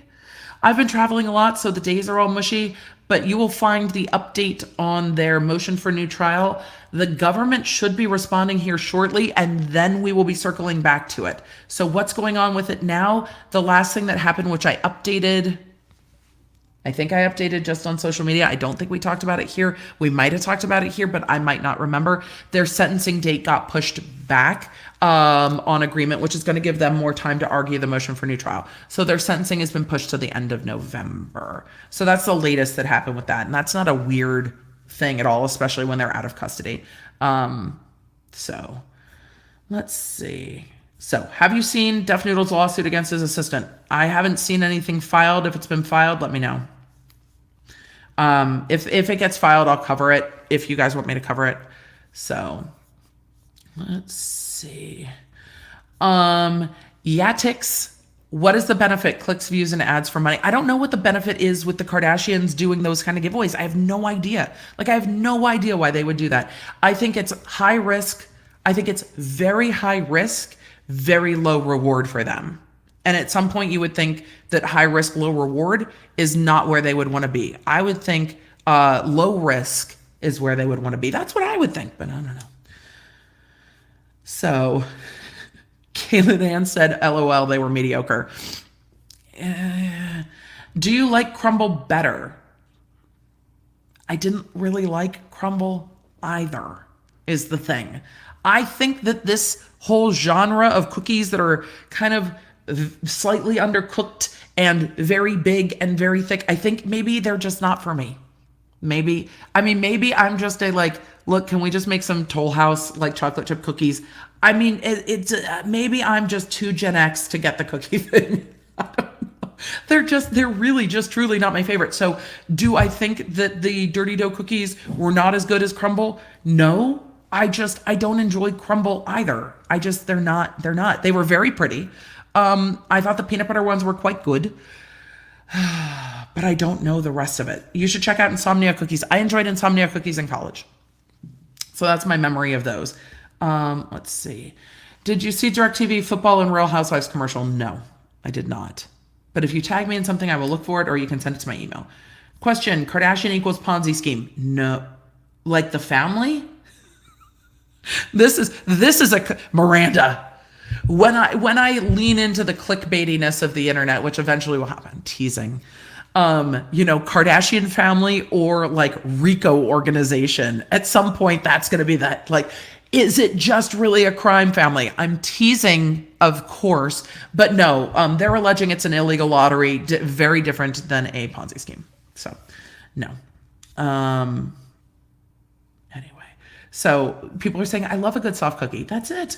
No, it's okay. It was APNYC. The cookies were not the best cookies in the world, but the whole experience, my friends and I had a lot of fun going and looking at the flavors they had and really doing some research and looking at their kind of trade dress, how the presentation was, what the boxes looked like, what the store looked like all of that was a great experience. So it's just, they are, all of those cookies are very, very sweet. So, technically Dirty Dough are advertised if they're still doughy in the middle. They were still doughy in the middle. That's fair. That's just not my favorite. And that, not to say it might not be yours, just not my favorite. So they were cute though. It's called Dirty Dough, not crusty cookies, just saying. Thank you, AD Kemet. It is called Dirty Dough. I just thought maybe, I don't know. It's just, they were very cute. I still don't think that Crumble has a case based on what we've seen so far. I do like Mrs. Fields cookies. So wait, were the green and blue cookie flavors? What were the green and, I should go update my Instagram and put like a label on them. The green cookies were Andre's mint flavored, and they did taste like kind of the chocolate mint. The blue cookie was very marshmallowy. It was not my favorite. It was a monster cookie. It was very marshmallowy. Hence why they call them dough, because they're doughy. I mean, I think so. I maybe should have put it together. Liz said, thoughts on the Parkland case? Judge, I have seen that stuff happened. I have not seen what happened. I have not looked at it at all because, again, I have been traveling. So the amount I have been on the internet is low, which sometimes I find very good for me. So for the last 2 days, the amount I've been on the internet is low. I've seen that things happened. I don't know what those things are. I have a running list of like, this is stuff I want to look at. The challenge for me in September is the amount of travel. Excuse me, and the amount of work that goes into September. So I'm talking at 2 conferences. I was at a law conference and then a brief like 48 hours of time with my friends. So it's very busy. Let's see. Question, did you see the YouTube statement in Newsweek today? No. All right, now we're going to Newsweek. Hold on. Thank you, Lori. We're going to Newsweek. Let's see. I saw the Rolling Stone article yesterday. I saw, I don't know if I can find this quickly, but, Newsweek's, oh, that's not what I want. Newsweek, the last time we really looked at Newsweek for anything was when Dr. Spiegel gave his spiel to Newsweek, and it was interesting.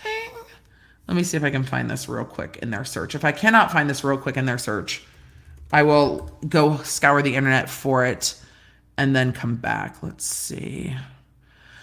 I'm seeing a whole lot of stuff with regard to not this. Oh, culture. All right, we're going to look at this real quick because now I'm curious. All right, hold on. We're looking at Newsweek real fast. Let's see. Oh, wait, I've got to go to split screen again. That's not what I need to do because I can't read it. All right. Let's split screen. I have seen a lot going on about this, but let's see. Emily, can you just comment on all the lawsuits? Not well, not well, not well. And I try. This is in relation to Amber Heard, so I can't comment well on everything, which is where I definitely try to limit my attention. But during the members only live stream, we did talk a bit about what was going on with media coverage of Deb v. Heard. I have not paid in my life a ton of attention to media coverage of things, because most of my working career, almost 17 years as a lawyer, most of my working career, I put my head down and worked. I only monitored news stories about my cases for the anonymous comments to make sure no one involved in my cases was being threatened. That was the extent of my relation with the media. Most of my, hey, can you give comment on this case, went like this. Hey, can you give comment on this case? Yes, I can confirm that I am the attorney prosecuting this case. Let me direct you to our media relations office at this phone number and this email address. Thank you for your interest in this case. When the case completes, you are welcome to reach back out and I will see if I have any comment at that time. That was it. And then I worked. And then I monitored comments to make sure there were no threats to anyone's safety. And that was it. So when I started covering things on the internet, my media literacy has definitely gone up, but also watching to see how things are playing out in the media has gone up. And there are things that still surprise me. I'm not always cynical enough, clearly. And so watching this back and forth of coverage about coverage has been very interesting to me. I get most interested, one, when I think channels are unfairly gone after, but two, when we see these large campaigns of like, trying to publicly pressure YouTube into doing something, it's always very interesting to watch, not just the way that the platform handles it, but the way that the back and forth goes. Because people get caught in the middle. And, yeah. And I've seen a few YouTube lawsuits that I have not covered on the channel that I've been tracking. It might be time to pull some of those up, where people have sued YouTube for not enforcing their policies. And how the platforms decide to handle their policies and enforce them or not enforce them is always a topic of conversation that's interesting. And not just on YouTube, on Twitter, on Instagram. I think of the platforms, YouTube gives us a lot of room to moderate our own content. And I think that's really helpful. And I like it. So let us see what Newsweek said. Culture reporting is so interesting to me. It's like, what is it anyway? Is it just pop culture? Do they just call it culture? Should I change what I say I do? Do we just do culture lawsuits? No, it's always pop culture. I'm being snarky. All right, let us take a look. YouTube says anti-Amber Heard videos do not violate policies. Okay. I mean, I'm glad they looked at it. My face has been photoshopped various ways like this, so I'm not surprised to see these screenshots. Isn't a pinnacle of YouTube the unflattering thumbnail? I try on my channel not to do the unflattering thumbnail, but do you know what's weird with the algorithm? Because humans are humans. Thumbnails with emotion in the face get clicked on substantially more than other thumbnails. Is it YouTube's issue, or is it all of us that are humans that are drawn to drama and emotion that are clicking and we're like, oh, I want to see that? I mean, is that YouTube's issue? Because ultimately the algorithm is grown by how people behave. And so if people click on the thumbnails that are like tears, then won't the algorithm just be like, oh, these are the videos people want to click on, and then all the creators are going to start doing thumbnails like that, so every YouTube video everywhere is like, I don't know. So is that a YouTube problem? The algorithm is people. So Lori said, I was shocked YouTube stuck up for creators. I'm going to keep looking at this article. I'm very interested to see, but sidebar, I also have the benefit of having conversations with people at Google, with people at YouTube, and learn about the platform. If you go and look at like Mr. Beast's thumbnails, the last year when I was at a conference, Mr. Beast was talking about spending upwards of $10,000 per thumbnail because I am not the world's most intentional YouTuber.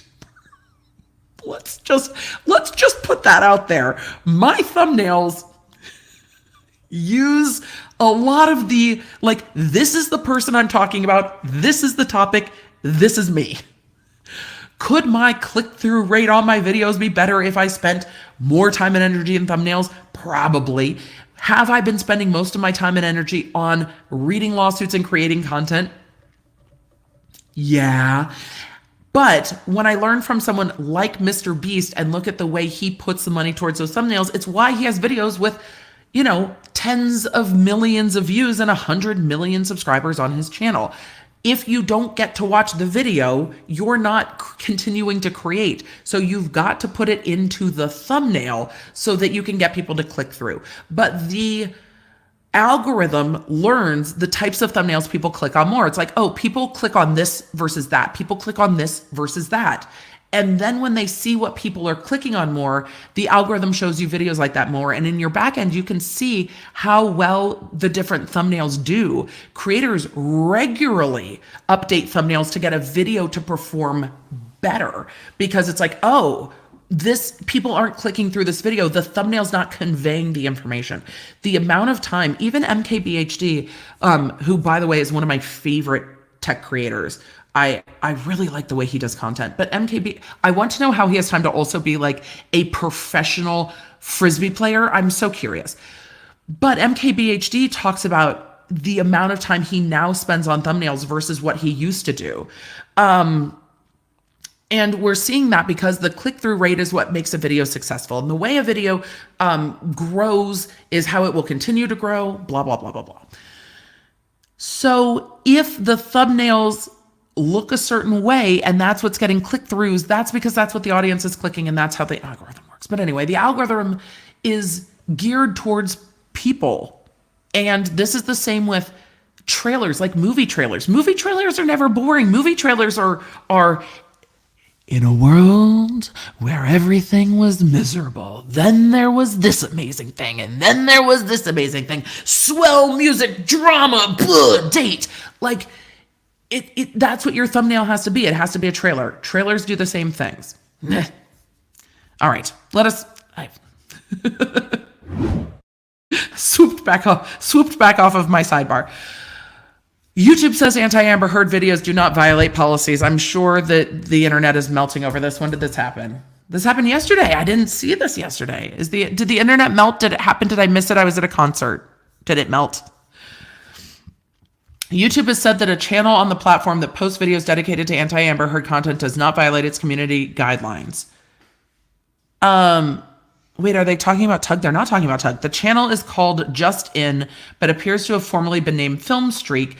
It recently posted a job seeking a researcher to source content that proves how Amber Heard is guilty. Wait, this is not talking about Tug? The post listing, okay, first of all, now we've turned it a Hogue. We're just doing headlines. How do they know that this is an actual legit posting from Justin and not someone trolling them? That's my only question. How do we know that's legitimate what it is? Because, somebody could put a name on a job posting and it not actually be them. Just how do we verify it's them? That's it. I just have a question.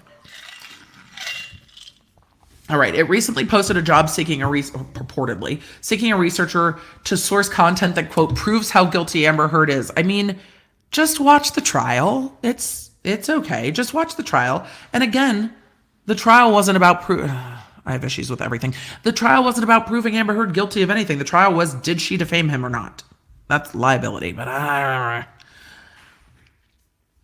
quote, basically, we are looking for content that concerns something that proves how guilty Amber is, as all our fans are all Johnny Depp fans, so they prefer videos about new evidence, celebrities, or something else that goes against Amber Heard or supports Johnny Depp, the job description read. How do you know who posted the job description? How is that verified? Because that sounds like something that someone who was trying to take down a certain channel might do.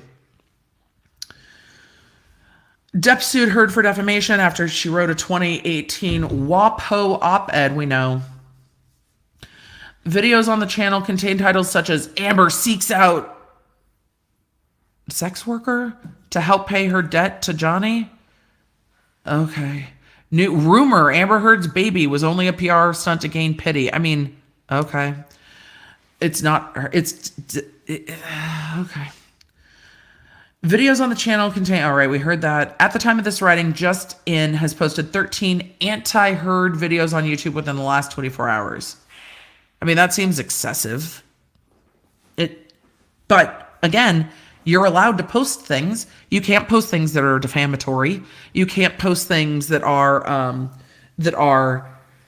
against TOS, but is just actually like tabloid headlining it a problem? Like tabloids post all kinds. Is this different than tabloid headlines? Let me know. Chat, do you think it's different? It appears to be a content farm. Weird. Okay. It appears to be a content farm, and the job listing said it was based in Cyprus. Newsweek has contacted the channel for comment. Oh, did they comment? Wait, where's the comment? Did they comment or not comment? Despite the channel posting blatantly ridiculous videos. There's the it's not defamatory. They're blatantly ridiculous. That negatively target one individual, YouTube told Newsweek that it does not violate the platform's guidelines. Hate speech is not allowed on YouTube. Our hate speech policy strictly prohibits content promoting violence or hatred against individuals or groups based on certain protected attributes, a spokesperson for YouTube said. We enforce our community guidelines rigorously and remove over 95,000 videos for violating our hate speech policy in the first 3 months of 2022. The platform reviewed the channel, and a number of its videos concluded, quote, upon review, the flagged videos do not violate our community guidelines or advertiser-friendly guidelines. Okay, you can be a tabloid. Fine. You can clickbait. Fine. But is it hate speech? And trying to make clickbait hate speech really diminishes the problem with hate speech on the platform, because the hate speech that YouTube is talking about is not questioning new rumor Amber Heard's baby was only a PR stunt to gain pity. That might feel clickbaity, that might feel rude, but not hate speech. Drea said I could hear her saying, well, I hated it. Yep. But when we want YouTube focused on their hate speech policy, we want them removing hate speech, not tabloid headlines, you know?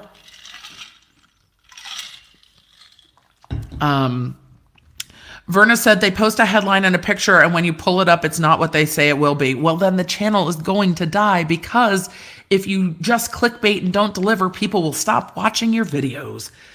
Despite the jury siding with Depp, Heard has continued to face ongoing abuse online, with a report in July finding that the actress was subject to intense trolling during the defamation trial. I feel like we're all being trolled by the continuing coverage of Amber Heard being trolled. Just In is just one avenue dedicated to anti-Heard content. The trial saw an influx of hugely misleading videos flood YouTube. According to who? Who decided they were misleading? With one overriding theme, they were all distinctly against the actress. Evan Neerman, CEO of international crisis PR agency Reed Banyan, previously told Newsweek that there is no feasible way for the platforms to eliminate or even rein in opinion content masquerading as journalism. Well, I think that's a real accurate summation. It's opinion content. And I don't even know if some of that opinion content masquerades as journalism. But if you would like to see opinion content masquerading as journalism, may I suggest Twitter? I have now amused myself. All right, let's get to some more questions. Question: if Amber Heard's narrative is that all lies were real, wouldn't she be going after channels and outlets legally? After losing the defamation trial, I don't know how she could really go after people legally for reporting on the trial. So Let us get to some of our super chats and some of our questions. Question, can you talk about Nicki Minaj suing a blog that lied on her and talked nasty things about her and her family and child? I haven't seen it, but I will take a look for it and see what it's about. Is there anything going on with Brittany Dawn or Shalene Johnson? There is stuff going on with Brittany Dawn. Brittany Dawn is on my list. They were just back in court. Shalene, the last I looked, the doctor had filed for bankruptcy. And I think that, I mean, when the doctor files for bankruptcy, it pauses everything. So I don't think anything is moved in that. I think we're kind of in a bankruptcy holding pattern. But you've seen the bankruptcy and the Girardi. It's just like, so. Joshua C. Walsh said, Emily, would you mind briefly touching on what happened today at the Nicholas Cruz trial? I have no idea what happened today. I was offline today. The judge and defense attorney got in a very heated argument over the defense's decision to rest confused. I will take a look at it. I will take a look at what happened and see if I see what we can do with. So I was half joking. Colorful Images was a catalog where almost everything could be customized, but I didn't know that. So Colorful Image is a customization catalog. Like, we love a custom thing. So perfect. Thank you. It's okay to be half joking. Athena said, I'm getting super distracted. Is that a room or a wine glass cupboard behind you? I can't concentrate on anything else. It's not a room. I'm in a room. There are two like wine glass type cabinets behind me in the Airbnb where I am. 8 Clap Grow Bruins. Thanks, Susie. U-C-L-A. Bop It said, Arizona State Sun Devils all the way. Wave to my alma mater before you leave, PHX. I will. One of my friends who lives here is also a Sun Devil. It was a very popular destination from kids growing up where I grew up. Arizona ASU was a very popular college choice. Can you explain how R. Kelly's new conviction affect his current sentence, i.e. total time? It can add on to the end of it. So I don't know what he'll get. I know he was convicted. Sentencing is going to take a minute, but it will get tacked on to the end of the other sentence. I don't think they will let him serve it concurrent. Concurrent means at the same time. Consecutive means you do this sentence, then you do that sentence. It can also impact other things like where you serve time. I don't know if they're going to fight over that with him that much. I also need to look at I know he had money that just got confiscated. My 11-year-old said, what if they film Cardi B tries community service? I mean, if they tried to film her doing community service as a reality show, I don't know if the court would be thrilled with that at all. Question from Lawnard Clips. Hey, Lawnard Clips, good to see you. Question, in honor of Trisha's daughter, can you please sing with Roadcaster in the high-pitched reading documents voice, I'm a Barbie girl in a Barbie world, life in plastic. It's fantastic. I am traveling, so I don't have my Roadcaster, though I am very, very well familiar with Come on, Barbie, let's go party. Yeah. So I can do that, but another day. I think maybe Rob needs to do it because I think he's at home. Is Runkle at home? Runkle could do it and get into the I'm a Barbie girl in a Barbie world, life in plastic.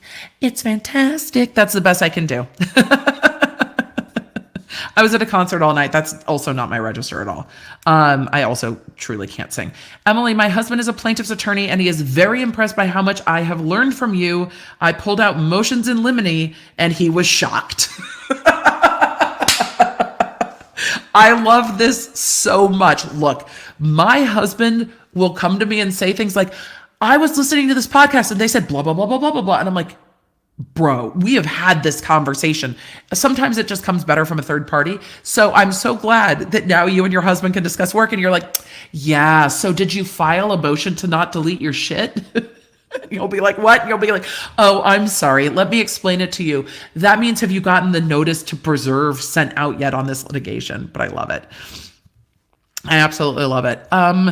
Megan Hunter Lady, Vrono Korov. I'm going to get that totally wrong. We're just going to go with Megan Hunter Lady.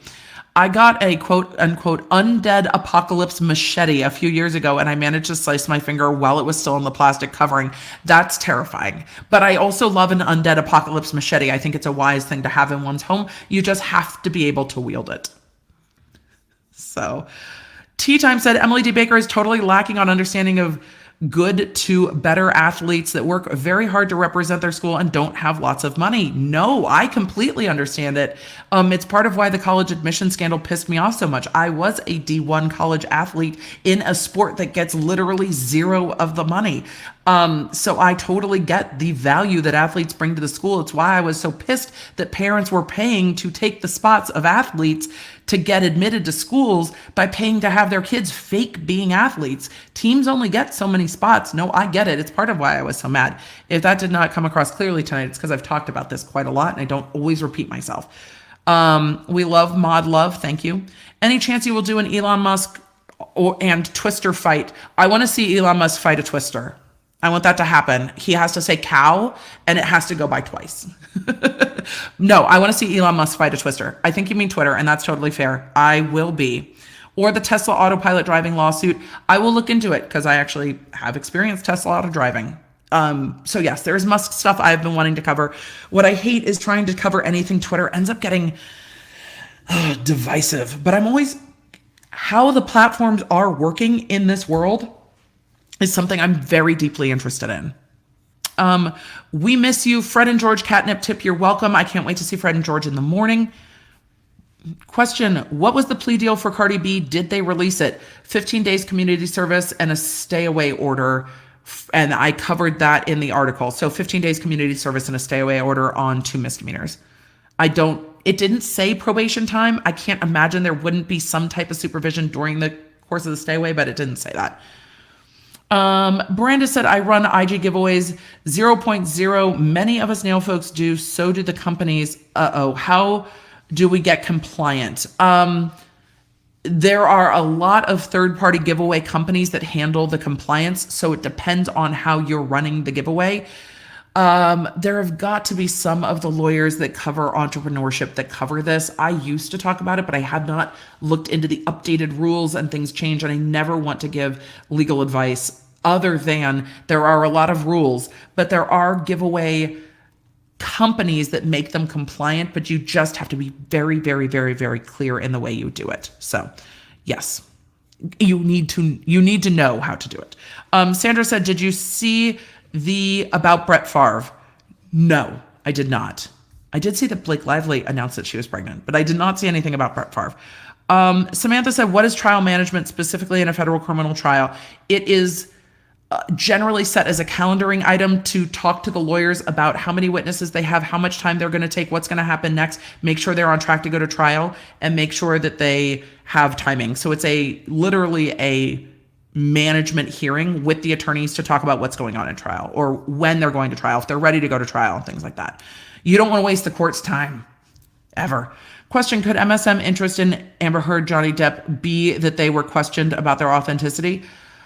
Nicholas, I don't know. I truly don't know the motivations. I can't guess at the motivations because I truly don't know. I just wonder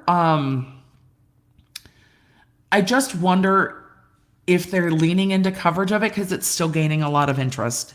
I mean, I have noticed even on my videos, as much as we try to move on, I get comments under most videos like, what is Amber Heard doing? What's going on with Johnny Depp? People are still looking for that content. And I wonder if the reason they're continuing to cover it is because people are still looking for that content, because we know that media is doing things for the clicks and views. They want people to click through their articles too. They're like, oh, these YouTubers are doing this. It's like, you are clickbaiting the shit out of these articles. Don't tell me you're not doing it for the clicks and views. You just don't say like and subscribe. Okay. But you do, because you put it behind a paywall, so you have to subscribe before you get in. You're just not asking for it on a YouTube video. By the way, the motor yacht, the illegal, seems to be sold. The bankruptcy was selling off a bunch of that stuff, so I'm not surprised that the boat, the illegal, is sold. The fact that Tom Girardi named his yacht the illegal sends me regularly, because people are like, oh, maybe he just didn't know.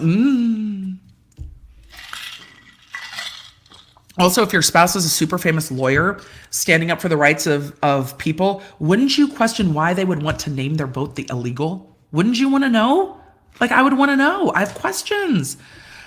K-Rob said on the YouTube thing with Boozy, he is mad because YouTube won't take down Tug's channel. The whole Rolling Stone thing is a pack of lies. Watch Runkle's recent video on it. He shows that Boozy is being dishonest. I will take a look. I know that everybody's been trying to take down Tug's channel. I also know I have not seen everything that anyone ever does on the internet. I have not seen anything on Tug's channel that violates terms of use. Ever. And I haven't. And I imagine with the amount of interest that Tug's channels get, with the amount of intense scrutiny on their channel and the amount of people coming out of the woodworks to come after Tug and dox him and go after his work and go after him personally. If there was anything that violated TOS, it would be everywhere. So, Be Kind said, just thanks for being here. So incredibly smart and funny. I don't know about that. We try. We just do our best. K-Rob said Boozy was definitely talking about Tug. He even links to his video, a live stream, and mentions it was private. Tug privates most streams since Boozy et al. False flag him. And too many false flags can take down your channel. It's just, and that is look, just because you don't like it doesn't mean it doesn't violate terms of service. This is the hard thing for people to understand with free speech. And it's even, there are times I very deeply believe in free speech. There are still times where it fucking sucks when you're just like, free speech does not mean it's kind. And watching things that people say on the internet, there's times I'm like, I fucking hate that you're saying that. It doesn't mean you don't have the right to say it. And those two intellectual sides, well, the intellectual and the emotional, can absolutely fight. I'm sure there's people who don't like what Tug says. It doesn't mean he doesn't have a right to say it. And if you don't like what he says, don't watch. Is he targeting harassment at people? No. Does he talk about one subject? Yes. Is that against terms of service? No. I'm interested in Kardashian suit. I have my certified information privacy professional United States certification. Privacy law is growing. It absolutely is. And influencers are going to continue to mess it up. They're going to continue to mess it up. Some of it's ignorance and some of it is like, and nobody's going to come for me. They are. You're a business. Thank you for the hearts, Equala. I appreciate it. Susan articulated it much better than me because at the end of the day, chat is bae, chat is wise, and that is why we live stream. The difference between illegal and immoral. Legality and morality. So, Boozy also blocks everyone on Twitter, but then attacks them. I don't engage, and I don't engage. I don't engage with that on Twitter. I know there's been a ton of back and forth. I don't engage. I am happy to have a conversation. I do not fight with people on the internet. I just don't. That is not what I do. So, yeah, I just don't. And that is because I find that it's not productive. It's not worth my energy. And I rather have conversations with the law nerds. Like, we're going to have conversations. I will go look at Runkle's video. I have a very long flight and then a very, y'all send me well wishes. I have a very, very short amount of time to change planes today. And when I looked, I didn't really look at it when I booked the flight because I'm like, they're not going to do me dirty. I'm going to have time to get from one plane to the other plane. Maybe. So wish me luck that I get home when I'm supposed to get home because I have a very full day tomorrow. You're going to see exhausted Emily over on the social medias. Boozy blocked Ian Runkle. Ian Runkle's literally one of the nicest people on the internet. If you worry that Runkle has done you dirty, you've done something wrong. Like, Ian is literally too generous and kind. Ian was so kind to Elaine that I felt like an asshole, and I tried to be very fair. And Runkle was like, we can actually give more grace and be more generous. I'm like, you're right. I can be more generous. So if someone is blocking Runkle, yep. What's up, Lawn Lumber? I received word that love might be needed, so I'm here to bring it. You need to get on a live stream and sing Barbie Girl with the voice changer because I'm traveling and I can't. That's what we need. Did I accidentally summon you I mentioned you like 3 times. I'm sorry that I summoned you to the chat. I'm actually just about to wrap up because I have to go put stuff in a bag and get to the airport.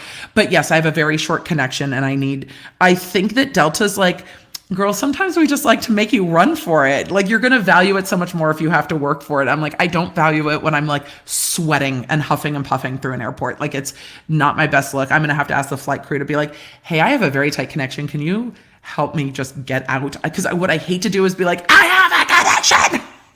Let me off this plane. I hate being that person. So I'll just have to ask the flight crew. Hopefully it's, flight crew that knows me. Let's see. Pollyanna said, Ian picked me up and took me out to the range to help me get over my fear of guns. 100% amazingly nice guy. Runkle's literally one of the nicest people I've ever come across. Rob, you're delightful as well. But Runkle, I think, makes all of us look not as nice. But we're also not Canadian. Runkle has an advantage.